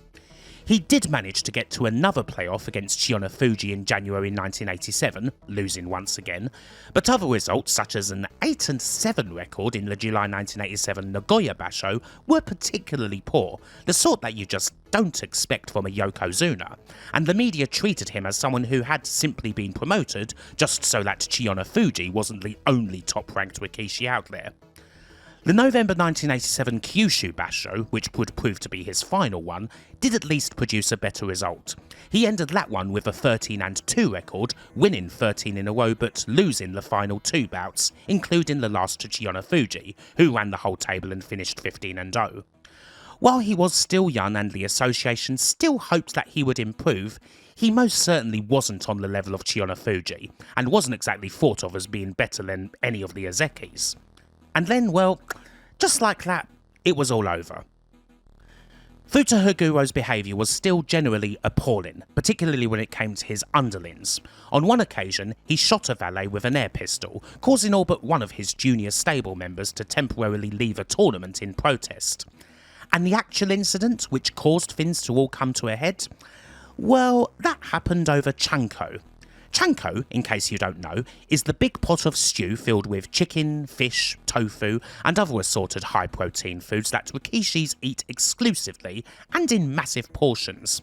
And Futa Haguro was deeply unhappy with the quality of the chanko at the Tatsunami stable. So unhappy, in fact, that he blew up at one junior over his seasoning of the chanko, apparently going so far as to strike him. In late December, this led to an argument between Futa Haguro and stable master Haguro Yama. Things got very heated, and according to the stable master, Futa Haguro had punched the stable master's wife as he stormed out. Now, it would be more accurate to say that there had been pushing and shoving between groups, with some others getting caught in the crossfire, but the punch was what was reported. He wasn't actually outright expelled for this, but his stable master tendered Futa Haguro's resignation to the association, without his consent, which is a bit odd, it must be said. And in actual fact, a lot of the stable master's account ended up getting discredited. Haguro Yama himself, years later, and not long after his retirement, was disgraced due to the revealing of his somewhat dodgy financial dealings, and it appears as though he felt he had to remove Futahaguro from his stable as a means of covering up these troubles, which Futahaguro himself wasn't privy to. Nowadays, it's commonly agreed that his account of Futahaguro's dramatic and scandalous departure was largely made up, or certainly exaggerated, and in the mid-2000s the older and considerably more mellow Koji Kitao made a return to his old stable as something of an unofficial advisor. So this is one thing that should be said at least. As much as Koji Kitao had a terrible reputation both in sumo and wrestling, and probably deserved to be kicked out for his actions, he did admit to the errors of his ways in his later years, acknowledging that he was a young, spoiled and rather arrogant idiot. Anyway, most people thought it obvious that Koji Kitao, now an ex-Rikishi, would make his way to something like Puroresu, but that didn't happen straight away. Initially, he actually dove a bit into the world of sports commentary, presenting himself as a sports adventurer and having a TV series with this sort of thing, where he went around and, well, tried his hand at different sports. And it's through this where he had a bit of a tryout of wrestling and got his foot in the door at New Japan, training for a couple of months in America in summer 1989 under Lou Thesz before signing a freelancer's deal and making his New Japan debut in February 1990. For New Japan, the potential upside to signing Kitao was huge. He's already a notorious celebrity for a start, but beyond that there's the simple fact that he's freaking billed at 6'7" and well over £300. That needs to be emphasised. The man was huge, especially for a Japanese person. Not many other Japanese wrestlers reach or better Kitao's height. Off the top of my head, I can only think of Yoshihiro Takayama and Giant Baba. If New Japan could have made things work with Kitao, they could have had a legit massive star on their hands. And no one really talks enough about his first match against Bam Bam Bigelow in the Tokyo Dome, as it was a major deal. The New Japan debut of this former Yokozuna was big news even outside of Japan, and it got an audience of 26 million when it aired on TV a few nights after it happened, the most watched Puroresu match in 4 years, since Inoki's bout with Leon Spinks. Indeed, this is actually the biggest match of Bam Bam Bigelow's career, by far, certainly bigger than his Mania match with Lawrence Taylor. All goes well at first. He's got a freaking awesome entrance theme. His entrance gear is cool as hell, and his ring gear is like this sort of twisted tribute to Hulk Hogan, of all things. Nice. Unfortunately, then the bell has to ring, and it becomes clear pretty quickly that Kitao is green as all hell. Bam Bam certainly can't get a good match out of him at all, I'm afraid, and the crowd's loud reactions pretty soon die down. After 10 generally pitiful minutes, Kitao finishes proceedings with a Samoan drop followed by, of all things, the atomic leg drop of doom, just to ram the strange Hogan tribute home. It's not much cop, it must be said. The fans didn't think it was much cop either. Kitao was booed a fair bit on his way out of the arena. Basically, everything went totally fine until, an actual match had to happen. Oh, and also, for context, Kitao's debut was the semi-main of the evening, and it had to follow Vader vs Stan Hansen. Yes, that Vader-Stan Hansen match, the eyeball one. It wasn't long at all before the audience utterly soured on Kitao. His matches were brief and utterly bereft of quality, and soon enough he was basically just generating go-away heat. It wasn't long before other wrestlers soured on him either. Again, he just wouldn't train properly, he was arrogant, and he hardly grabbed even the basics of working. In particular, he didn't know how to sell in any way, shape or form. Hell, he didn't even want to know. Even when someone would try and explain anything to do with selling or psychology or general mat sensibilities to him, he'd just wave it off, saying that surely if he just used all of his strength, he'd just win anyway, because he was better, or words to that effect. Kitao obviously knew best and sod everyone else, or the way that things had been done up to that point. You can also probably guess that this mindset didn't exactly help things whenever he was booked to lose a match. Naturally, he complained about that a hell of a lot. It wasn't long before, again, it all came to a head in New Japan. After he completely screwed up taking a suplex and apparently injured himself, Wiki Chosu, head booker, main event star, and a guy who's quite the prick himself, let's be honest, took him to task, trying to make him see some sort of reason, telling him that he couldn't just cry off the moment he got slightly hurt, and that he had to practice if he was going to keep on getting used. There's various ways that a person can take this sort of criticism, of course. You can take it on the chin, perhaps use it to get better. Koji Kitao's choice was to challenge Riki Chosu to a fight, say that Riki was scared of him, and to call him a Korean bastard, going directly at Riki's Zainichi heritage. So, yeah. Between the flat-out racism and offering Chosu out, that was enough for New Japan to terminate his contract on the spot. His career in New Japan lasted all of 5.5 months.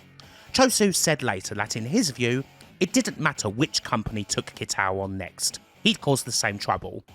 And, well, he was dead right. Another company would indeed take him on later in 1990, that being the new SWS, Migan Super's big money entry into Puro, headed up by Genichiro Tenryu. Tenryu, himself a former Magashira 1 level Rikishi, tried his best with Kitao, as he often would with fellow ex-sumo players, hoping to make something out of the raw power he had and thinking that his reputation could help make him into a star. But of course, this didn't happen, although we do get his appearance at WrestleMania 7 on March 24th, where he teamed with Tenryu and they defeated the weighing-in Smash Crush version of Demolition. Barely 2 weeks after his appearance at Mania, he would get the sack again. This time, of course, it was thanks to the infamous match that went completely wrong against John Earthquake Tenta. Quake was booked to win, of course, and Kitao was furious about it. I mean, not only was Tenta a former Rikishi himself, one who'd only spent a relatively short time on the dojo under the name of Kota Tenzan, reaching Makashita level before leaving for pro wrestling, well under Kitao, he also wasn't Japanese. So the very idea of losing to Earthquake was absolute anathema to Kitao, the former Yokozuna, jobbing to someone he clearly felt was utterly beneath him. The funny thing is, what we're seeing here is actually their first match, which happened on March 30th in the Dome at the SWS WWF WrestleFest show. Tenta wins here and Kitao was raging about it, but this match goes off without incident. It's 2 days later in Kobe, where Tenta's booked to win again, where the shit hits the fan and Kitao is even angrier. The first few minutes don't go completely off the rails, even if the action is bad, but then Kitao goes for what is most likely a shoot Kimura, Tenta escapes, and from there, well, we're going cement. Kitao gets into a fighting stance, looking like he's going to try and take Tenta's eyes out, clear arguments are happening, it's a total stalemate, and Kitao ultimately gets DQ'd for striking the ref.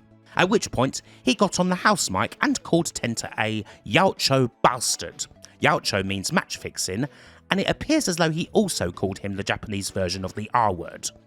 Hell, he even seemingly thought he'd thrown his own personal pipe bomb, asking the crowd if they thought that his impromptu promo was exciting before leaving. Doesn't appear as though they did. The tumult continued backstage, with further details supplied a long time later by Masakatsu Funaki. Kitao and Tenta were at each other's throats, mostly Kitao going absolutely balmy, and while Kitao was having a massive tantrum, he was reprimanded by the wife of SWS and Migan Super President Masahiro Tanaka for his awful behaviour. Kitao's response? Well, he shouted, "Shut up, old hag," and threw a chair in her direction. Shockingly enough, SWS had no choice whatsoever but to fire him. While Tenryu would bring Kitao back in a couple of years later, in War, we'll get to that in a bit, he recognised that any attempt to make Kitao something of a star was just doomed to failure, mainly because of his attitude. He'd even whine about long bus journeys, and he just wouldn't take any advice on board, not even from someone as experienced and as decorated as Tenryu. Great Kabuki, who had the book in SWS, was also dismissive, feeling that the idea of bringing Kitao in was just doomed from the start and ultimately being proved right. In his eyes, Kitao simply wasn't a pro wrestler. Koji Kitao wasn't the first former Yokozuna to make his way into pro wrestling by any stretch, but, well, he was certainly the worst, not just through performance, but through attitude. He certainly thought he was a lot better than he actually was, mind, and thought he should be treated accordingly. It is worth looking at how other Yokozunas, or indeed other highly ranked Rikishis, fared in Puro. After all, you may wonder if the case of someone acting like Kitao is a bit more common, if it's someone who's made it all the way to the top or near the top of sumo and is perhaps used to a certain level of treatment. Were there other ex-Yokozunas who had such attitude problems? And the answer is, well, no, not really. The first former Yokozuna to make his way into wrestling was Azuma Fuji, all the way back in 1950s JWA, although his pro wrestling career was so short that it's hard to get much of a grip on how he acted. The ex-Yokozuna who Kitao was most often compared to was Hiroshi Wajima over in All Japan, who competed a couple of years before Kitao's arrival into Puro. Wajima had a strong 7 years at the top of sumo before retiring, leaving sumo altogether a couple of years later due to debts he'd accumulated, and turning to pro wrestling for All Japan. Wajima was pushed heavily due not just to his former status, but with the knowledge that, well, he was nearly in his 40s, and the injuries he'd accumulated as a Rikishi meant that his Puro career wasn't likely to be very long. But still, the media noted that Wajima's conduct in the 2 years or so he spent as part of All Japan was the exact opposite of Kitao's. He didn't have the airs or graces, and he worked his arse off as much as he could. For a more modern example, I would also look to Akebono, one of the biggest stars in sumo's history. As much as Great Bono's in-work does kinda tend to get a bad rap, again, he absolutely worked his arse off. He wasn't above doing anything at all, and he had a great reputation in the locker room, ultimately spending 12 years as a pro wrestler. Tadao Yasuda also may not exactly be the best wrestler in the world, far from it, but while he didn't reach Yokozuna level, he's still one of the highest ranked Rikishis to take on Puro, having previously achieved Konosubi as Takano Fuji. Only the Yokozunas and the Sekiwaki level Rikidozan achieved higher than that. And again, he worked incredibly hard in New Japan. Admittedly, a part of that was down to what happened with Kitao. That whole disaster was not something New Japan wanted to repeat, and when Yasuda started in New Japan, they essentially made him start from scratch. No hype, no celebrity, just another young lion. And Yasuda accepted that. Say what you will about Yasuda's in-ring work, the man was never short of effort, he always wanted to improve, and in the end that paid off. And if you need a mark as to just how bad Koji Kitao was, well, I'm positively talking about Tadao Yasuda in comparison to him. Anyway, after that little diversion, let's get back to Koji Kitao and what he ended up doing next. He found himself in shoot style, working freelance for the UWFI, and well, you probably know what comes next here. The big match on October 23rd, 1992 against Nobuhiko Takada, one that Kitao and his agents had negotiated to be a draw, complete with the usual fun and games of Kitao potentially flouncing out of the whole match at the last minute. Still, he made it out to the ring for a free 5-minute round match against Takada, who had his own thoughts about how the match should go. He communicated those thoughts to Kitao at precisely 46 seconds into the third round by way of an absolute exocet of a roundhouse kick that knocked Koji Kitao the hell out. A famous victory indeed that was a huge boost for Takada. In the aftermath, Kitao pretty much accepted that Takada had utterly outplayed him, which may come as a surprise, but, well, then it's weird. When you look at Koji Kitao before and then directly after October 23rd, 1992, it's almost as if that Nobuhiko Takada roundhouse kick knocked a whole lot of the ego and arrogance out of him, as by and large the Koji Kitao who wrestled afterwards was considerably more cooperative and had a much better attitude than before. Did the complete wanker part of Kitao's brain fly out of his right ear thanks to Takada's kick? Who knows? But it sure was something that humbled the hell out of him.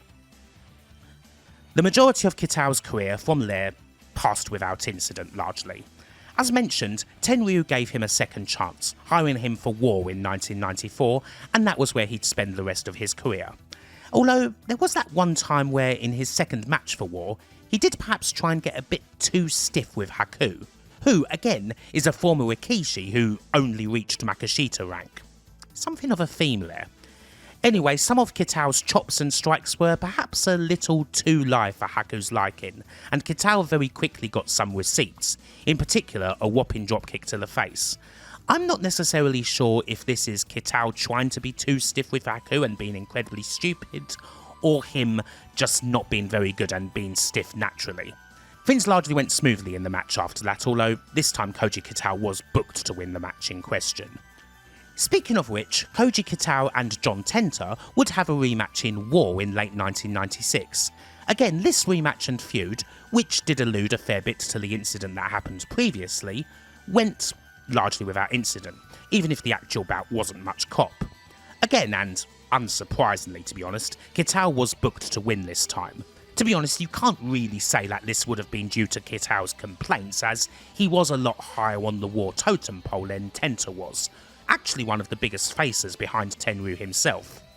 The crowd generally liked him by this point. You couldn't ever say that he was good in the ring, not in the slightest, but he had a much better attitude and a more martial arts shoot style thing going on, which worked a lot better for him than trying to wrestle more conventionally.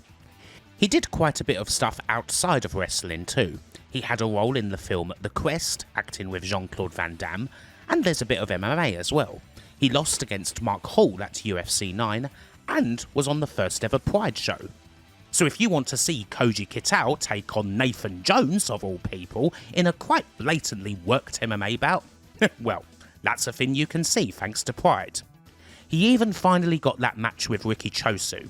In the Tokyo Dome in 1995, a one-off return to New Japan with Chosu teaming with Tenryu, and Kitao teaming with frickin' Antonio Inoki. Pretty wild stuff as you can imagine. He could have even featured on All Japan's 1998 Dome show in a match against Akira Taue, yes, another ex-Rikishi, formerly Juryo ranked Tamakirin, but this didn't happen, and Kitao retired from wrestling and sports later in 1998, largely keeping a low profile and not even really telling his daughter much about his earlier sports exploits. By all accounts, he was a very kind father. And as mentioned, he did keep the odd hand in, having a sort of unofficial return to the sumo world and getting into better books with the association. Sadly, Koji Kitao passed away on February 10, 2019, at the age of 55, following years of health problems. Kitao's story, beyond the ridiculous stupidity of a lot of his actions, is certainly one of lost potential. Now, usually stories of lost potential revolve around an awful injury, an incident, a tragedy. This one's more about personality. People may wonder why Koji Kitao got the chances he did, but it needs to be stressed that he could have been a massive star. Again, 6'7", 350 pounds. Size matters in Puro, and that's pretty bloody large. He was already a big celebrity, thanks to sumo, and he was only 24 when he left sumo, relatively uninjured, despite any complaints he may have made to the contrary. The potential was freaking huge in wrestling, just as it had been for sumo. Chiona Fuji, the legend, said that if it wasn't for what happened with Futa Haguro, he may not have set the marks that he did, such as the 53-match winning streak, or the 1,045 career victories, which were records at the time. He absolutely could have been a great if it wasn't for his utterly honking attitude and his antipathy towards training, which unfortunately then carried over to pro wrestling, although he did eventually see the error of his ways, regretting a lot of his past actions. Ultimately, compared to some of the other characters that have popped up in ProRes over the years, he's not exactly amongst the worst. He was mainly a stupid and arrogant young idiot with a very short temper who thought that he knew better than everyone else. There's definitely much more unpleasant incidents and people kicking around, that's for sure. Still, looking at Kitao is somewhat entertaining. What with being objectively the worst Yokozuna in sumo's history and all of his other antics, he certainly wasn't a boring person to cover, that's for sure. Anyway, hopefully you've enjoyed this video, and until the next time, bye for now.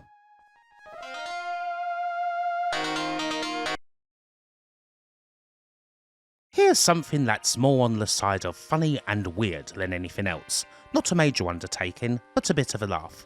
Let's have a look at a couple of really quite terrible matches from the annals of ProRes. In particular, from the archives of the most famous company in all of ProRes.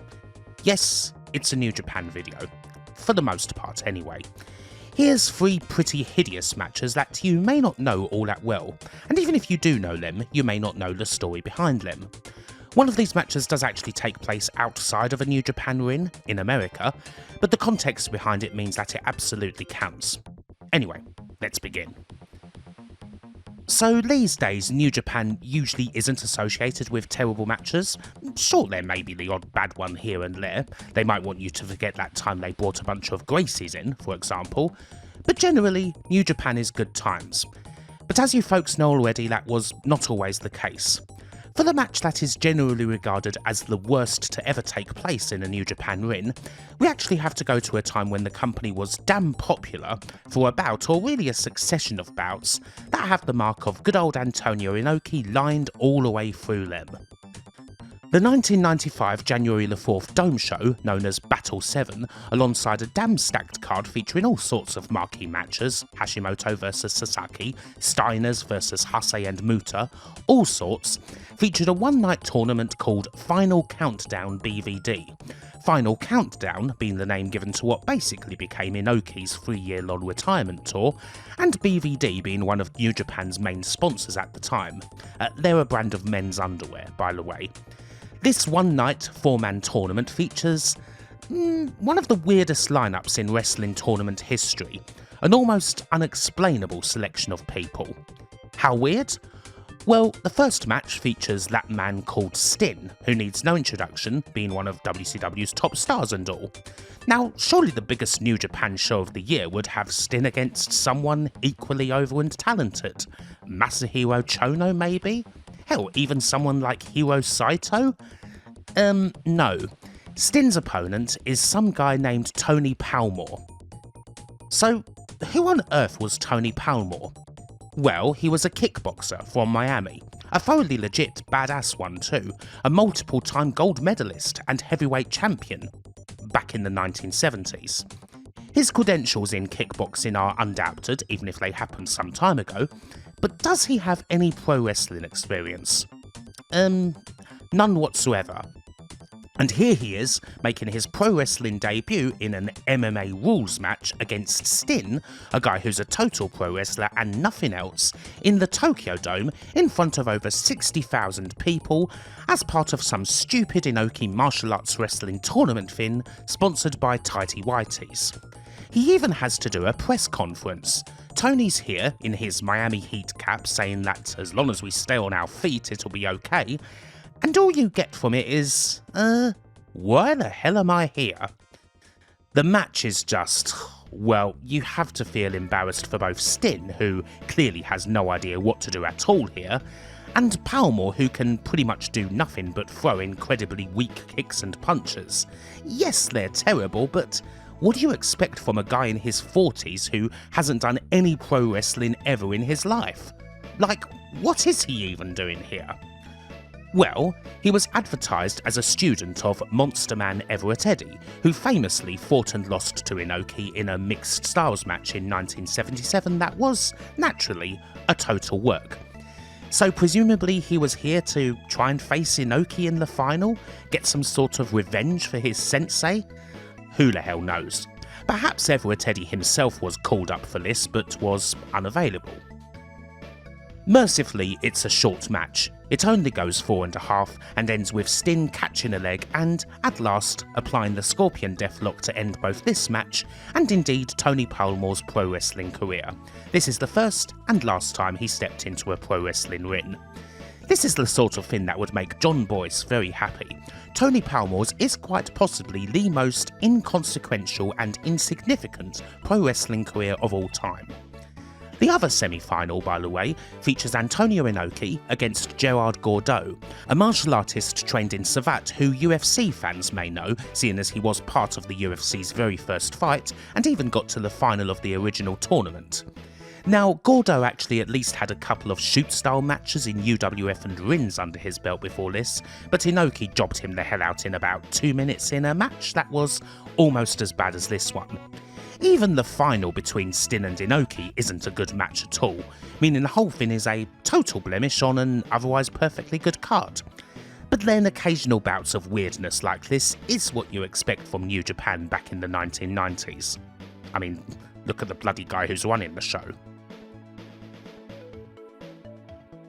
So next up we have a match featuring two guys who should, well, they shouldn't ever be in this sort of video. Rick Rude and Masahiro Chono were both damn good wrestlers after all, but their case is quite unique. How so? Well, it's because when they met for the first time, they had one of the best matches of 1992, a high-profile classic, one of the biggest Japanese matches of the year. Just a couple of months later, they met again on American soil, and they had an absolute stinker. In fact, it was so bad that the readers of the Wrestling Observer voted it the worst match of 1992. No mean feat considering some of the wrestling that was on offer that year. How on earth did such a thing happen? Well, let's take a look. Rude and Chono's first match, in August, was the final of the G1 Climax in New Japan. Both went into the match in top form. Rick Rude was one of the best American heels going, and Chono was one of New Japan's top stars, a brilliant talent who was hitting his prime. They have an absolute barn burner, technically excellent, dramatic as all get out, a fitting tournament final, one of the best matches from, at the time, one of the best promotions. Along with winning the G1 for the second of what would end up being 5 times, Chono also wins the vacant NWA World Heavyweight title, which would be the setup for their rematch in the USA in New Japan's American partner promotion, World Championship Wrestling. So a couple of months later, Chono comes to WCW with the NWA title in tow. He will rematch against Rick Rude at Halloween Havoc 92 with the belt on the line. But, well, there's a few differences. In the main, something's wrong with Chono. On September 23rd, he defended the NWA title in Japan against stunning Steve Austin. 5 minutes in, Austin hits an inverted tombstone on Chono, but the move goes wrong and Chono hits the top of his head on the mat. Now if this is familiar, it's because the exact same thing happened with Austin a few years later, when he broke his neck on an Owen Hart inverted tombstone. Therefore, this incident is thought of as kind of ironic, don't you think? Although contrary to popular belief, this didn't actually break Chono's neck. It was a stinger that gave him a pinched nerve. It would still, however, be a nagging injury that definitely contributed to him changing his style from being a largely technical wrestler to a brawler in a couple of years, and it would certainly limit him severely as a worker for the time being. Chono had almost no time off to heal from the stinger. He was back in the ring 2 weeks later, and then facing Rude on pay-per-view in the USA just over a month afterwards. Chono's pinched nerve is one thing, but it's far from the only bad thing going into this match. After all, we're talking about WCW in late 1992 here, the few months or so when Bill Watts was heading the company and doing all sorts of great things like banning moves from the top rope or pushing his game but utterly unready son Erik.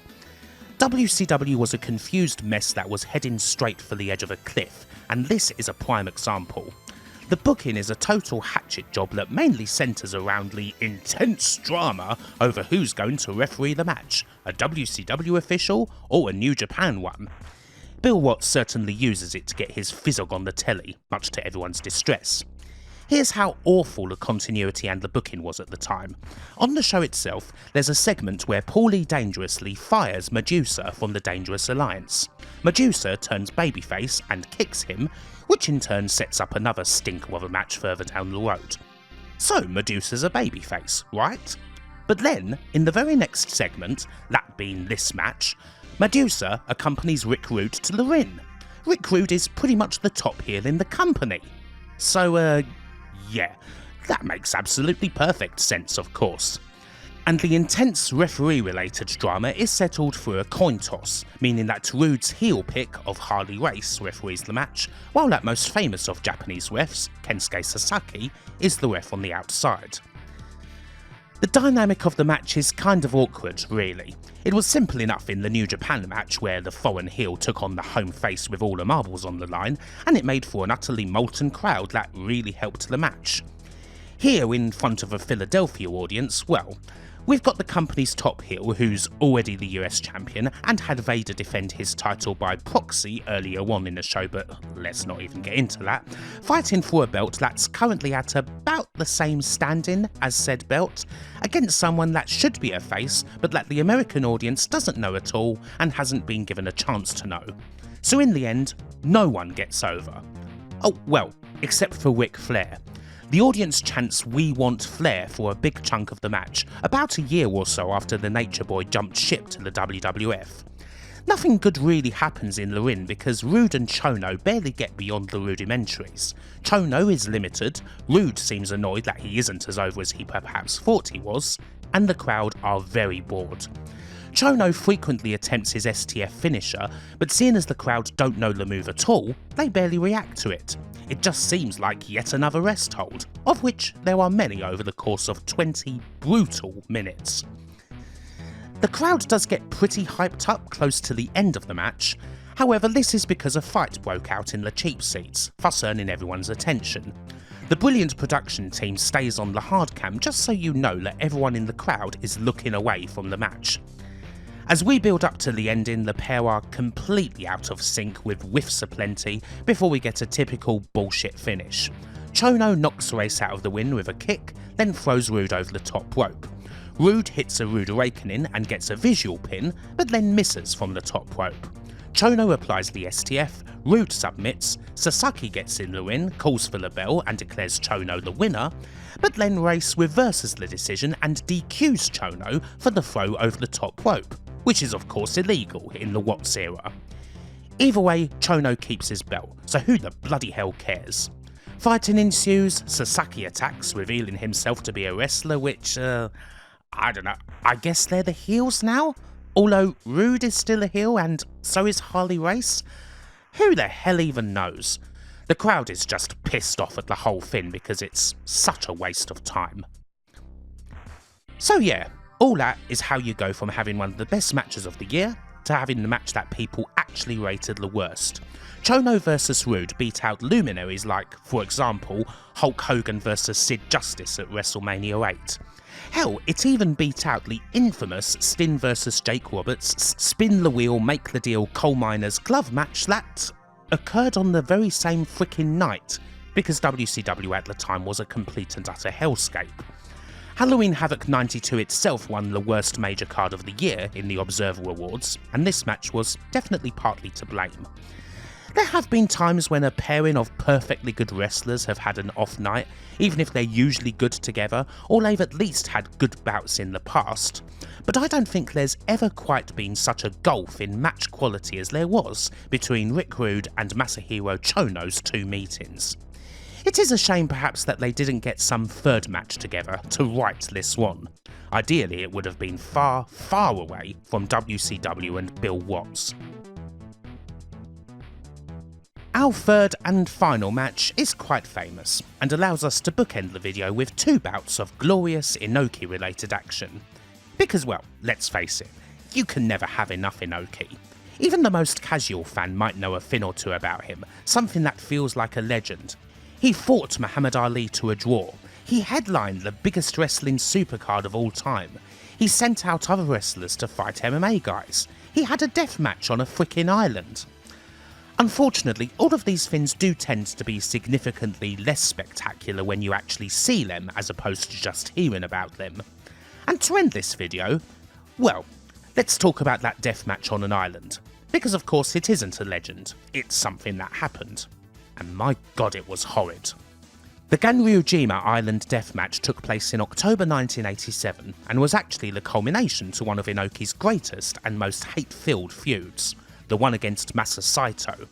Now if you don't know Masa, well, he's a big and brutal psychotic monster type wrestler who actually spent most of his career in America, at least until 1985 when he and Ken Patera were sent to jail for beating the shit out of some cops. After his release, Saito made his way back to New Japan and almost immediately got into a feud with Inoki. Makes sense after all, considering his notoriety. The result, for the most part, was frickin' awesome. I mean, I'd recommend just about any Inoki-Saito fight. You almost hesitate to call them match except for the Island Deathmatch, because they just flat out brutalise each other for the duration. If you like a good brawl and a good bloodfest, then check them out. And so, after months of violence, the pair choose to settle it all on Ganryujima. So why an island deathmatch? And specifically, why here? You have to go a few hundred years back for the reasoning.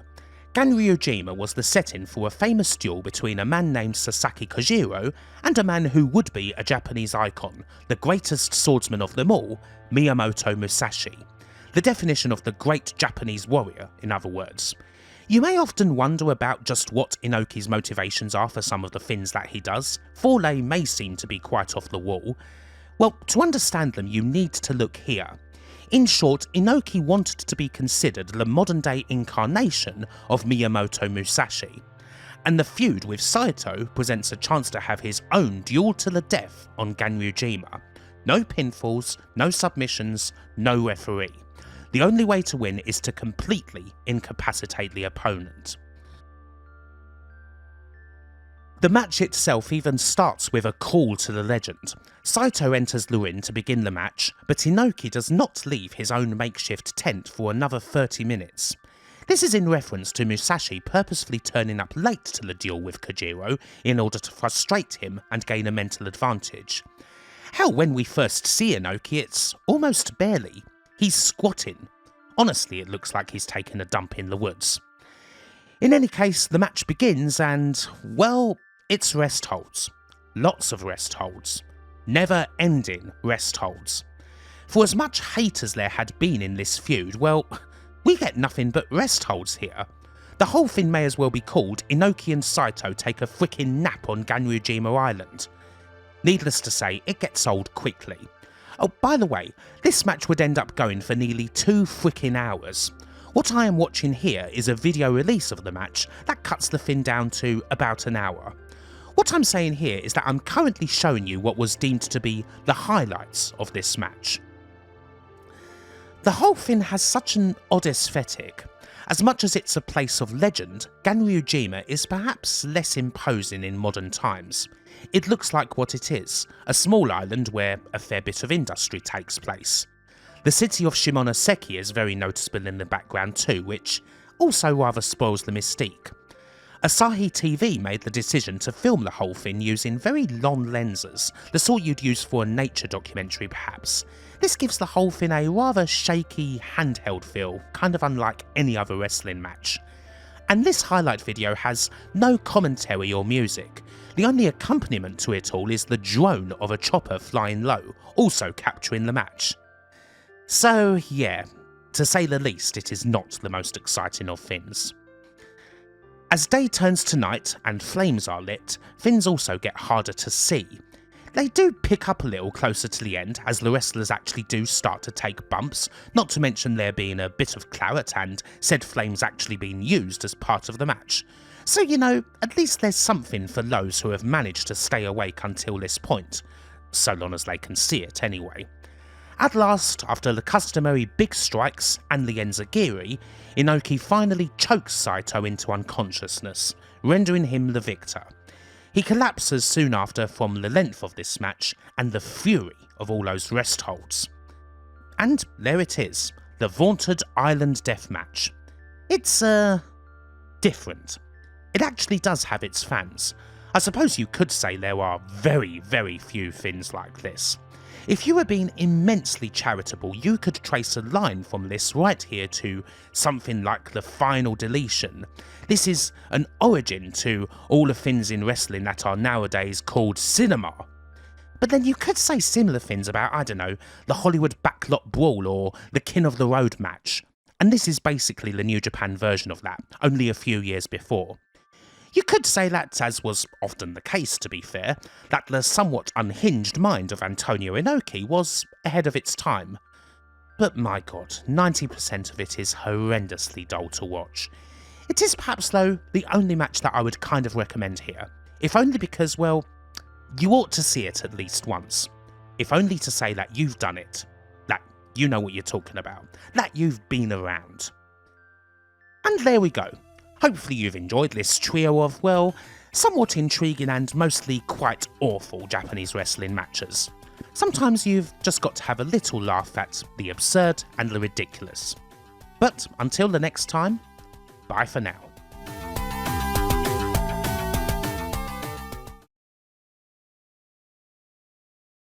So, you guys really enjoyed the first look at some of wrestling's worst examples of nepotism. Therefore, in the words of the great intellectual and televisual genius Alan Partridge, people like them, let's make some more of them. You had a good few suggestions for other Nepo babies that would be worth covering, and I've taken them on board. Once again, the goal here isn't necessarily to dive straight into the most obvious examples that are kicking around, the David Flairs and whatnot, but to perhaps go a little deeper and find the real gems, or, well, the opposite of gems in this instance. And so here's 5 more examples of how wrestling, being such a family-oriented business, can produce some people who, well, aren't really cut out for the sport beyond having a famous name. Let's get on it. Our first entry was much requested, with some people even saying that they potentially could be a match for George Gulas. Those are some pretty big words, so naturally my curiosity is piqued. Is Angelo Mosca Jr. really that bad? Did he say anything like Daddy said sell? Did he have a collection of boogers above his bed? Did other wrestlers have to drive him hundreds of miles out of the way to his favourite burger restaurant for a picnic? Well, let's find out. The story of Angelo Mosca Jr. takes us to the arse end of the Territories era, to 1984 and the NWA. The business isn't in a good way, and the 47-year-old Angelo Mosca, a legend in Canadian football and a very successful wrestler, has been brought back into the fray, and he's talking a lot about how he's trained up his progeny to be a success in the ring. You can't exactly ignore Mosca when he's talking about this, as he is rather famous for having a very loud voice indeed. And so, Angelo Mosca Jr., who has a background in gridiron just like his dad, makes his debut in 1983. However, 1984 is very much going to be the year we're focusing on. He's going to be featured a lot, and he's going to win titles, but his performances are going to be... they're going to be disappointing.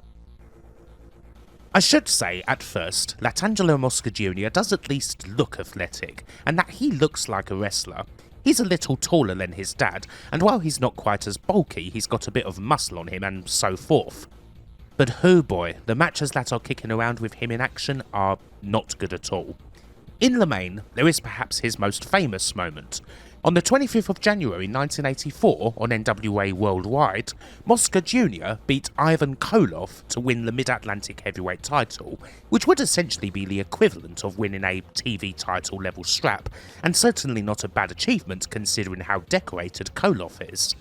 The match, on the other hand, bloody hell. Koloff has to carry Mosca Jr. through every single last bit of it. He's certainly trying, but his execution is utterly not there. There are a couple of really quite winsome moments.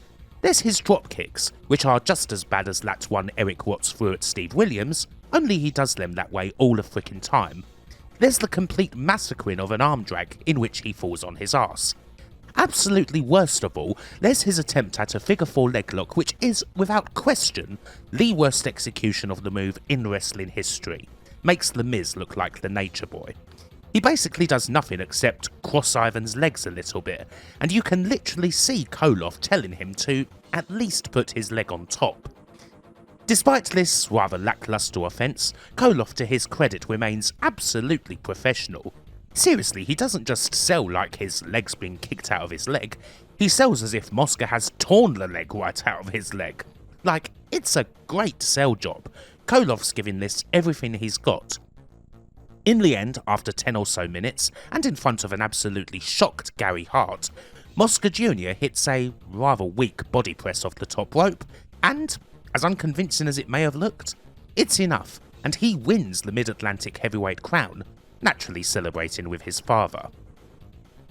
Mosca Jr. held the Mid-Atlantic belt for 53 days before dropping it back to Koloff, but he would win it twice more in 1984. Beating Koloff again for the belt on 22nd of April, losing it to and winning it back from the Masked Outlaw who, as it happens, is frickin' Dory Funk Jr., and then finally dropping it in August to Ron Bass. During this time he also won the NWA Canadian Heavyweight Championship from Koloff, a belt that only lasted a few years in its original form from 1978 to 1984, and was vacated a month after Mosca Jr. won it for reasons we'll get into shortly. But it is a belt that was largely held by his father, so there's a nice continuity there. Mosca's dad would be visible throughout his short career. He would manage him, tag with him, and cut promos with him, and that's just how it would be. There's no storyline with the son turning on the father or anything like that. Speaking of promos, you may wonder about Mosca Jr.'s skill there. Sadly, it's about as good as his wrestling. This one deer in the headlights promo kind of says it all. He and interviewer Johnny Weaver, a man who in his own right is not exactly Gordon Bloody Soley, are seemingly in a contest to fumble and flub as many words as they can, but Mosca Jr. takes it at a canter when he manages to call his opponent, the assassin, Jody. But here it seems that book's been put aside, not just with Jody, the man in the mask and everyone. As in Jody Hamilton, the assassin's real name. Deary me. It's not good, is it? Anyway, Angelo Mosca Jr.'s career didn't last all that long, a lot of that having to do with the state of the territories. Maple Leaf Wrestling, the carrier of the Canadian heavyweight title he ended up holding, got bought by the WWF in July, and that belt got vacated. Mosca Jr. continues to wrestle for Jim Crockett at Mid-Atlantic for a few months, but he eventually briefly finds his way to the WWF alongside his father.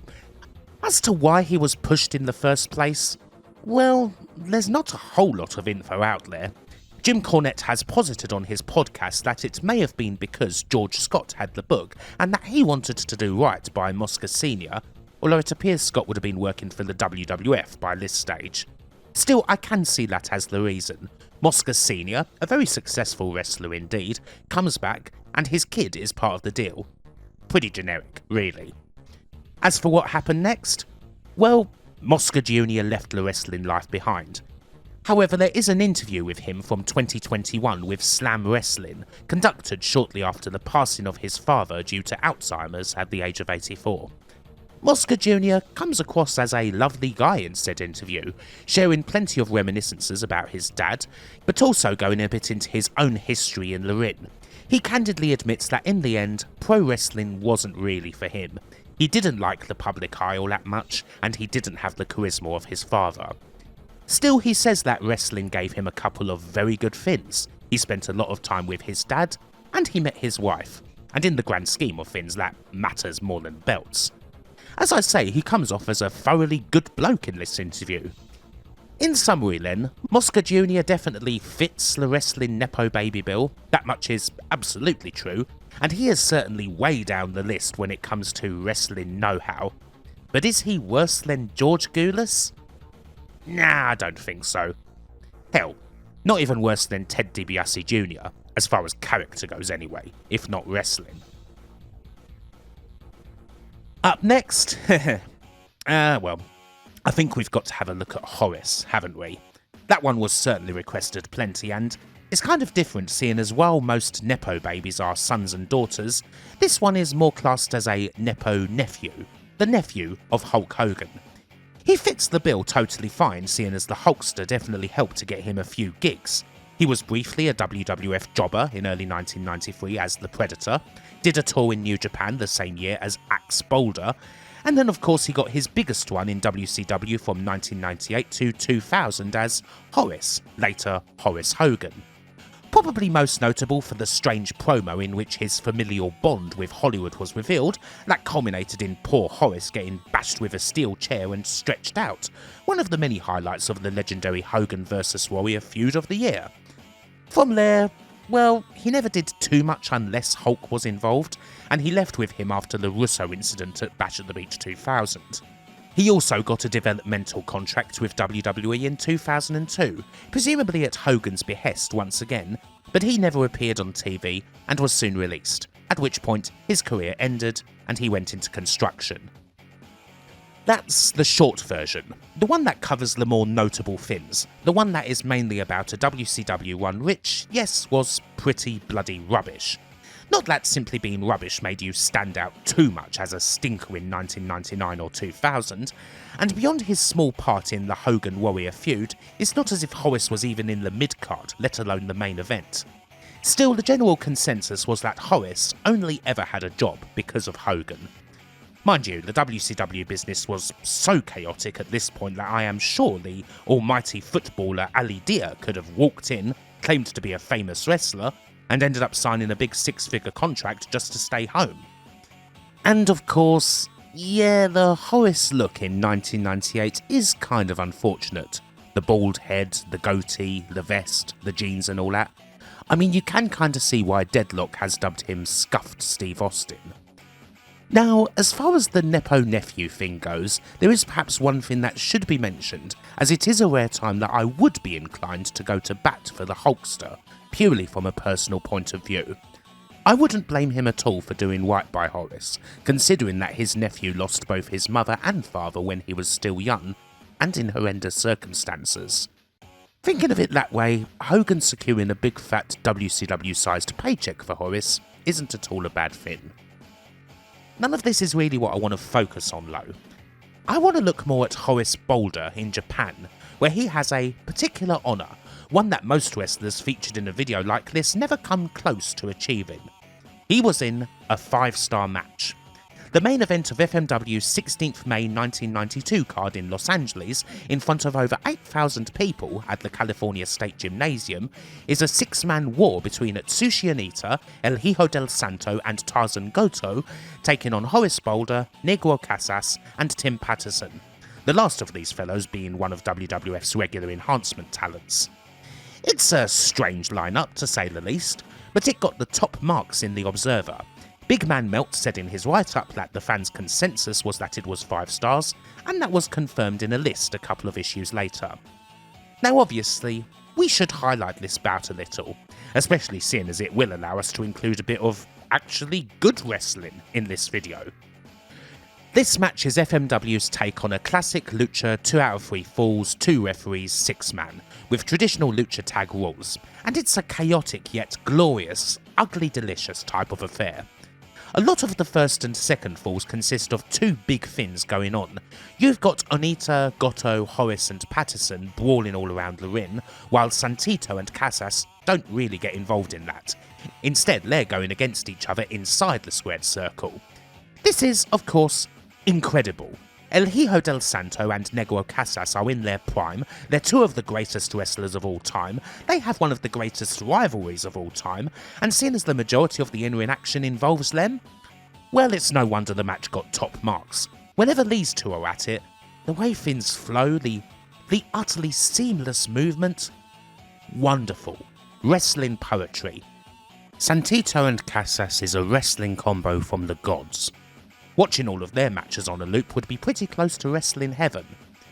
On the other side of things, well, a lot of the brawling focuses on Horace and Onita, who do a perfectly fine job of taking each other all the way around the whole of the arena, walk and brawl. Not a whole lot in the way of moves, but it certainly heats up the place. Still, regardless of this being an FMW show, and Onita being FMW's top star or anything like that, this is in LA. So obviously the most over people here are Santo and Casas by a very long way. Santo in particular is at a godly level of overness, and happily the heat is big throughout.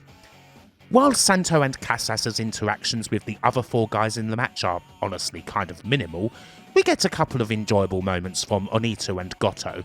I like Goto's strange springboard headbutt things that he does on Horace, and he gets the first fall with an inverted mat slam on Patterson.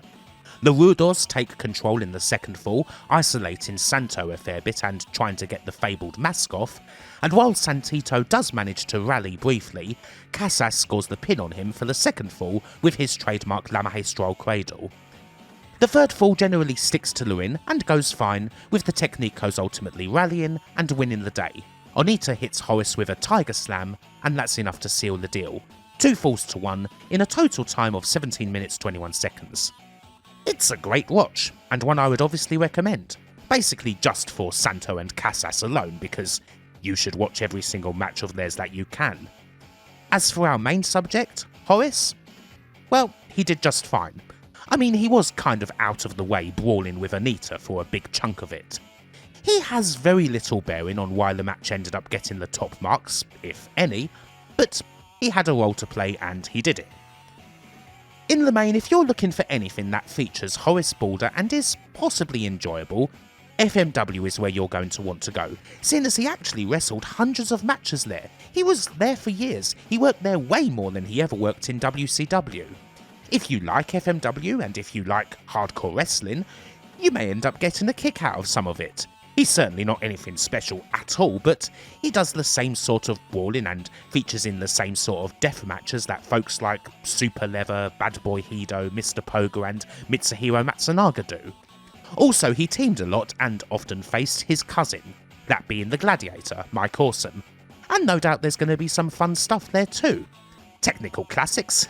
Obviously not, but certainly fun stuff.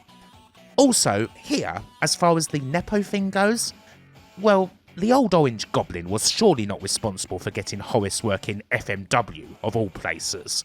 Really, it was more about Horace and Awesome coming together as a package. They were always very close, right from their childhood days, being inspired more than anything by their uncle, and supporting each other in getting into wrestling from the get-go.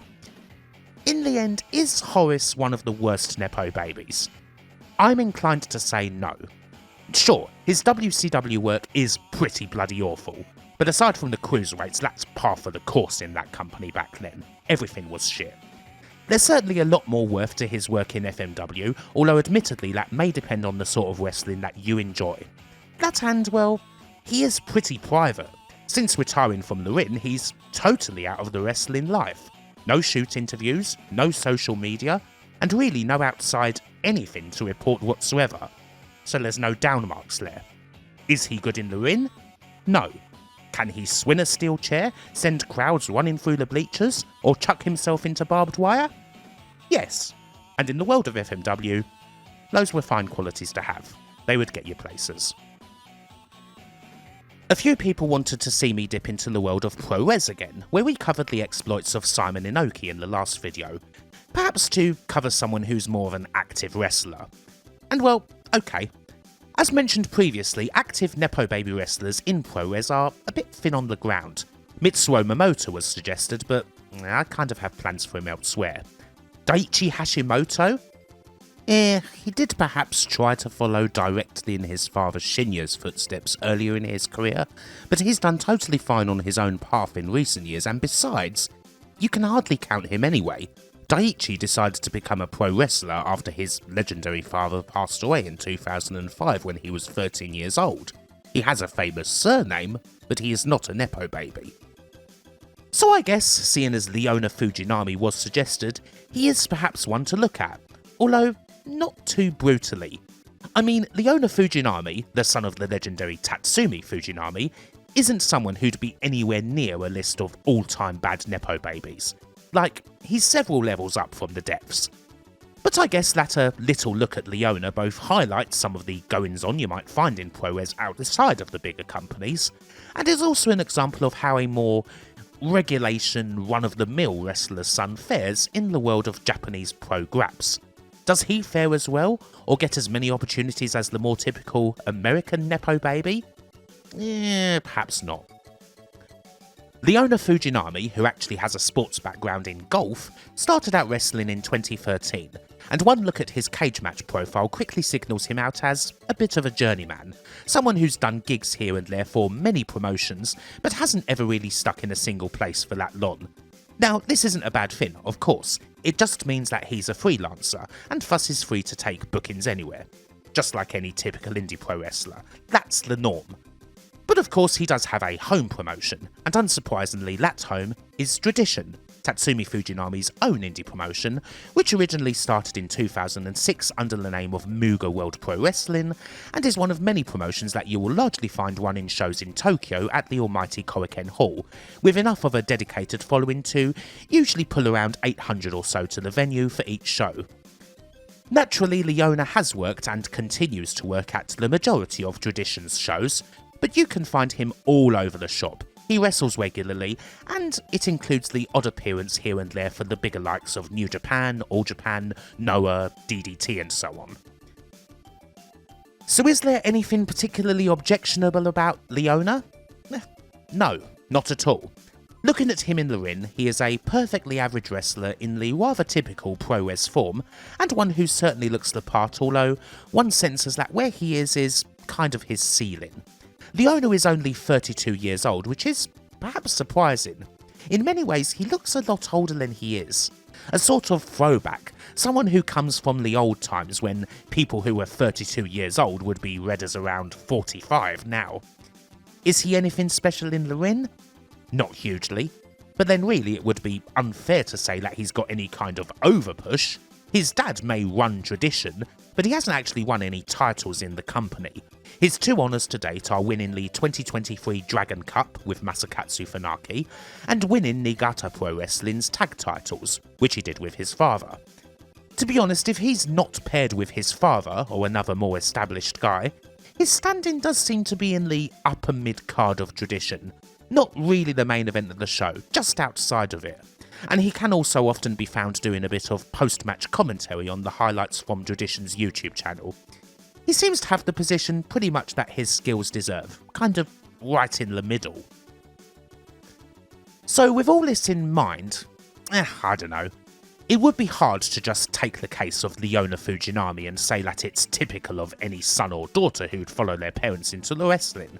That having a famous father doesn't necessarily give you a whole lot in the way of benefits even when they're in charge, not in the way that someone like Erik Watts or George Gulas benefited. I mean, there's not even really enough examples kicking around to do that. In every other regard, aside from LEONA Fujinami wrestling in Japan, as opposed to the States or Mexico, he's not someone who'd come even remotely close to a list like this, seeing as he is, in every regard, thoroughly acceptable. Totally mediocre in the ring, totally mediocre in looks, seems a nice enough fellow. If he was overpushed you would probably get annoyed, but he isn't really. He's just a mid-carder in his legendary father's indie promotion. If folks like Kenta Kobashi, Riki Chosu, Genichiro Tenryu and Chigusa Nagaya or whoever had a son or daughter that followed them into the business, and was in their own promotions, things like Riki Pro, Tenryu Project, Marvelous, there's a decent chance that they may end up like LEONA Fujinami, which isn't necessarily a bad thing. It simply means that legendary skills don't automatically pass down to the next generation. And what LEONA has with his skill, build and so forth is still enough for the journeyman's career in the biz. At 32 there's still time for it to become more than that, but the chances obviously go down as the years go by.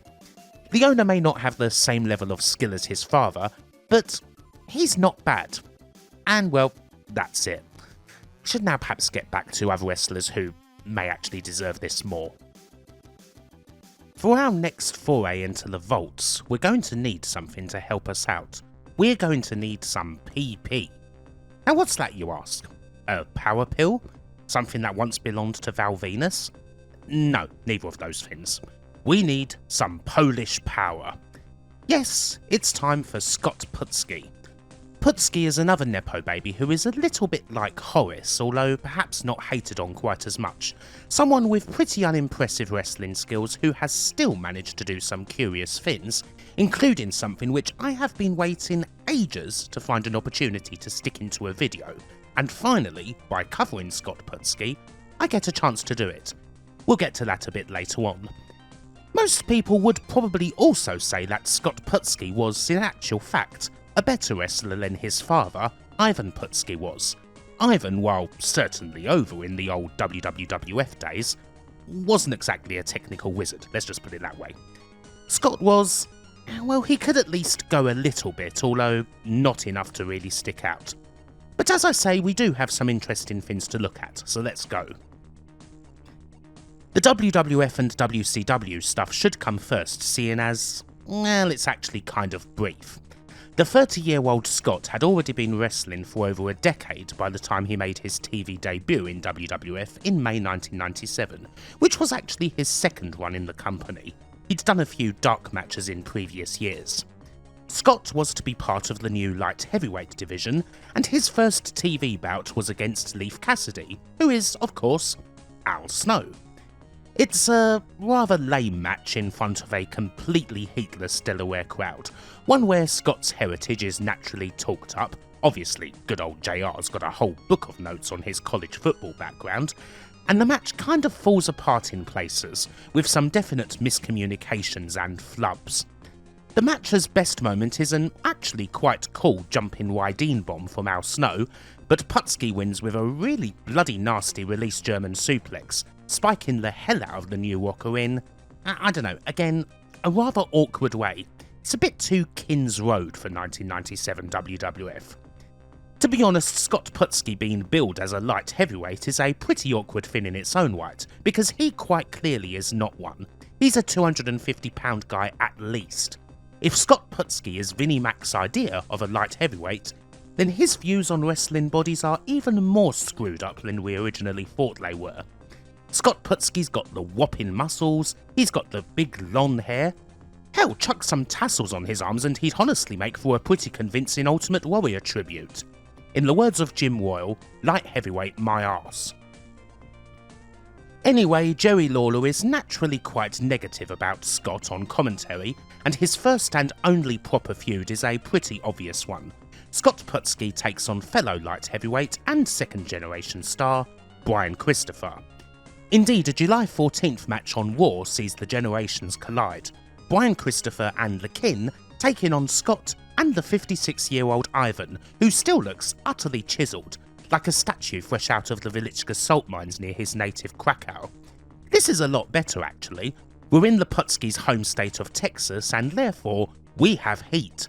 They get an absolute hero's welcome from the San Antonio crowd, who absolutely lap up the appearance of Ivan, bad singing and all, and the younger Putski does at least do a couple of neat moves, faring a lot better here than he did on his debut against Leif Cassidy. He plays face in peril and should have been pinned after a Jerry Lawler piledriver, but Brian insists on finishing the match, promptly missing the hip-hop drop. Ivan eventually gets the hot tag and he's in no business to mess about. Both Lawlers get the old Stone Age xylophone treatment, and Ivan quickly pins Jerry after the Polish hammer. Not bad at all, especially with the crowd actually going wild. However, it would all be over soon after that, in kind of nasty fashion. Scott would face Brian in a singles match on the 9th of September at In Your House Ground Zero, and after just a couple of minutes, a dive from Brian onto Scott goes badly wrong, and Scott Putski tears his quad hideously when trying to save it, to the point where his kneecap is not exactly in the right place anymore. It's really not nice, and Scott Putski wouldn't wrestle for 7 months following this match. And of course, by the time he was able to return, he was long gone from the WWF. From there, we get to WCW, where Scott wrestled 37 matches from 1998 to 1999. They include being a part of the long list of Goldberg victims and a TV title shot against Chris Jericho, but generally Putski's getting beat in short order through his run, with no real story to speak of. His last match in WCW was a loss to Scotty Riggs on August 31st, 1999.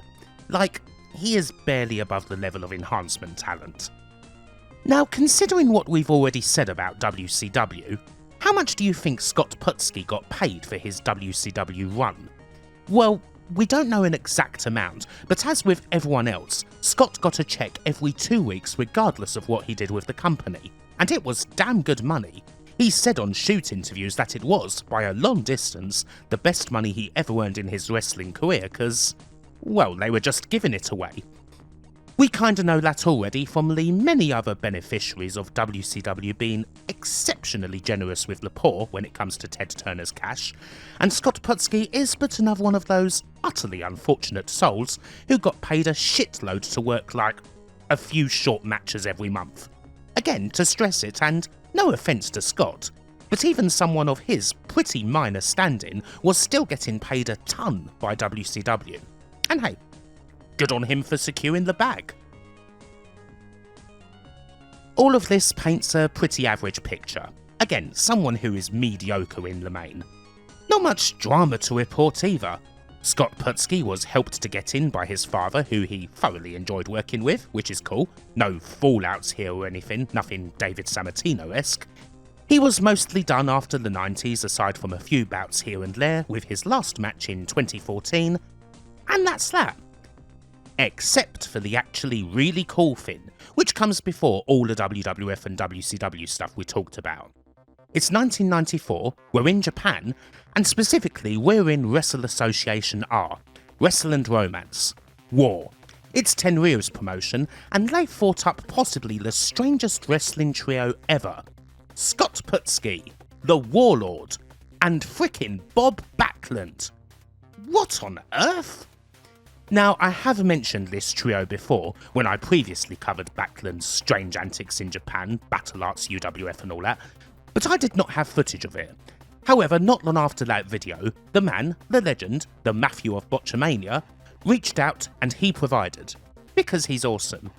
And now, at long last, I can show this incredible trio in action. As always, a big thanks to Matthew for this.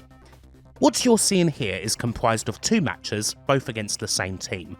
The almighty Backlund Warlord Putski trio defeated the Fuyuki-gun team of Hiromichi Fuyuki, Jado and Guido for War's 6-man straps on 26th of August, then lost it back to them a few days later on 1st of September. Both of these matches were main event bouts too. And they're really fun. The first one certainly is, as we can see that pretty much in full. The second one is clipped highlights.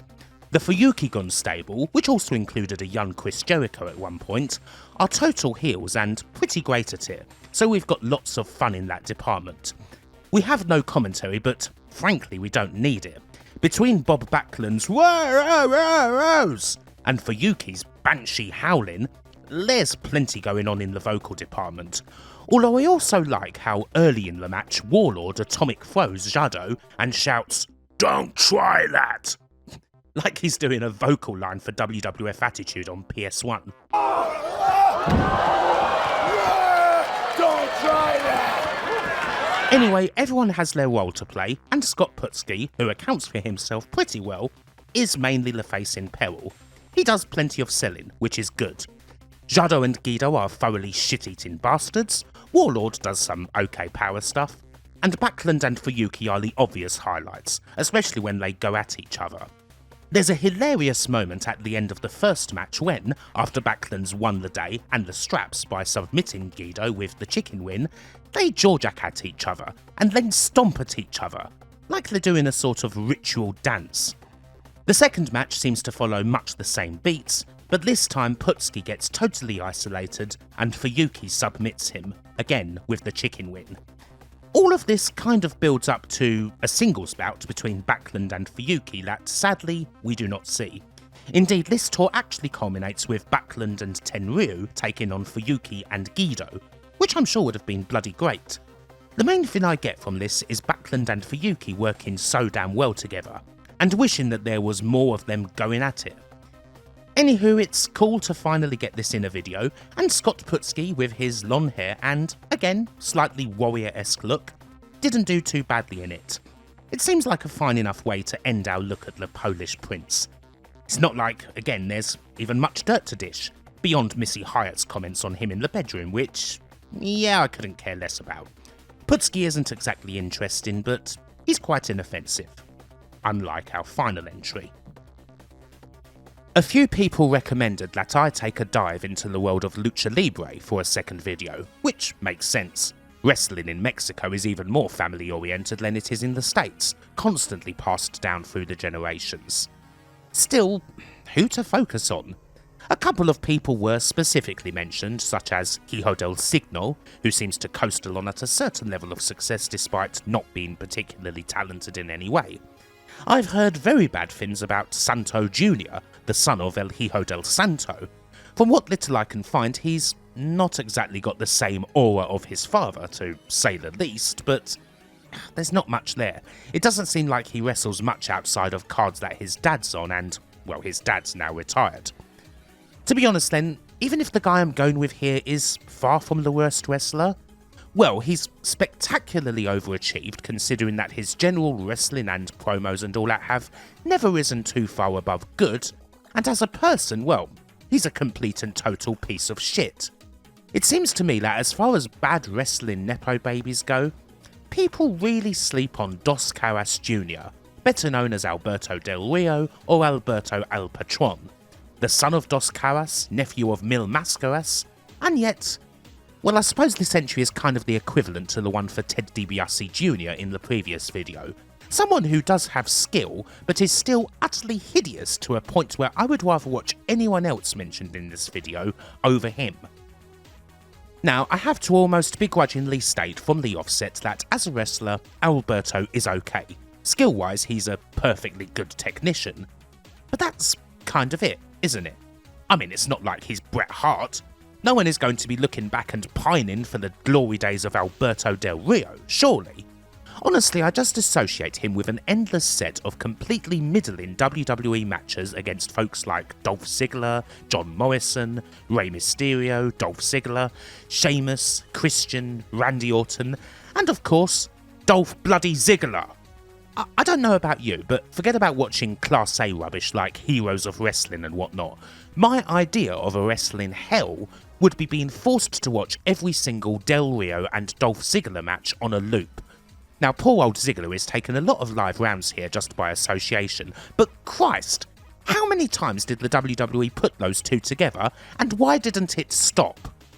Anyway, I think you get the gist. Alberto Del Rio was not necessarily the sort of wrestler one looks forward to seeing on Raw and SmackDown every week.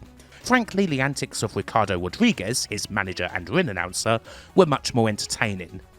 And yet, well, geez, look at all the shit he won.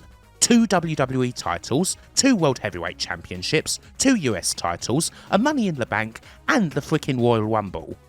Many stories and gimmicks, of course, and yeah, most of them were garbage. Again, just this relentless barrage of mediocrity, of, well, let's just throw these guys together as we really don't have much for them to do, and they can just be a big monochrome slab of generic heel slop.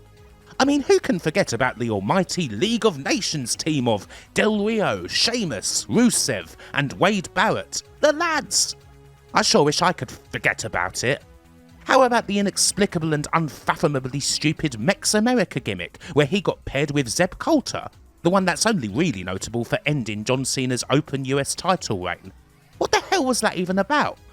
No one knows. I doubt even Vince knew. It just came together like 2 drunk drivers in his addled mind.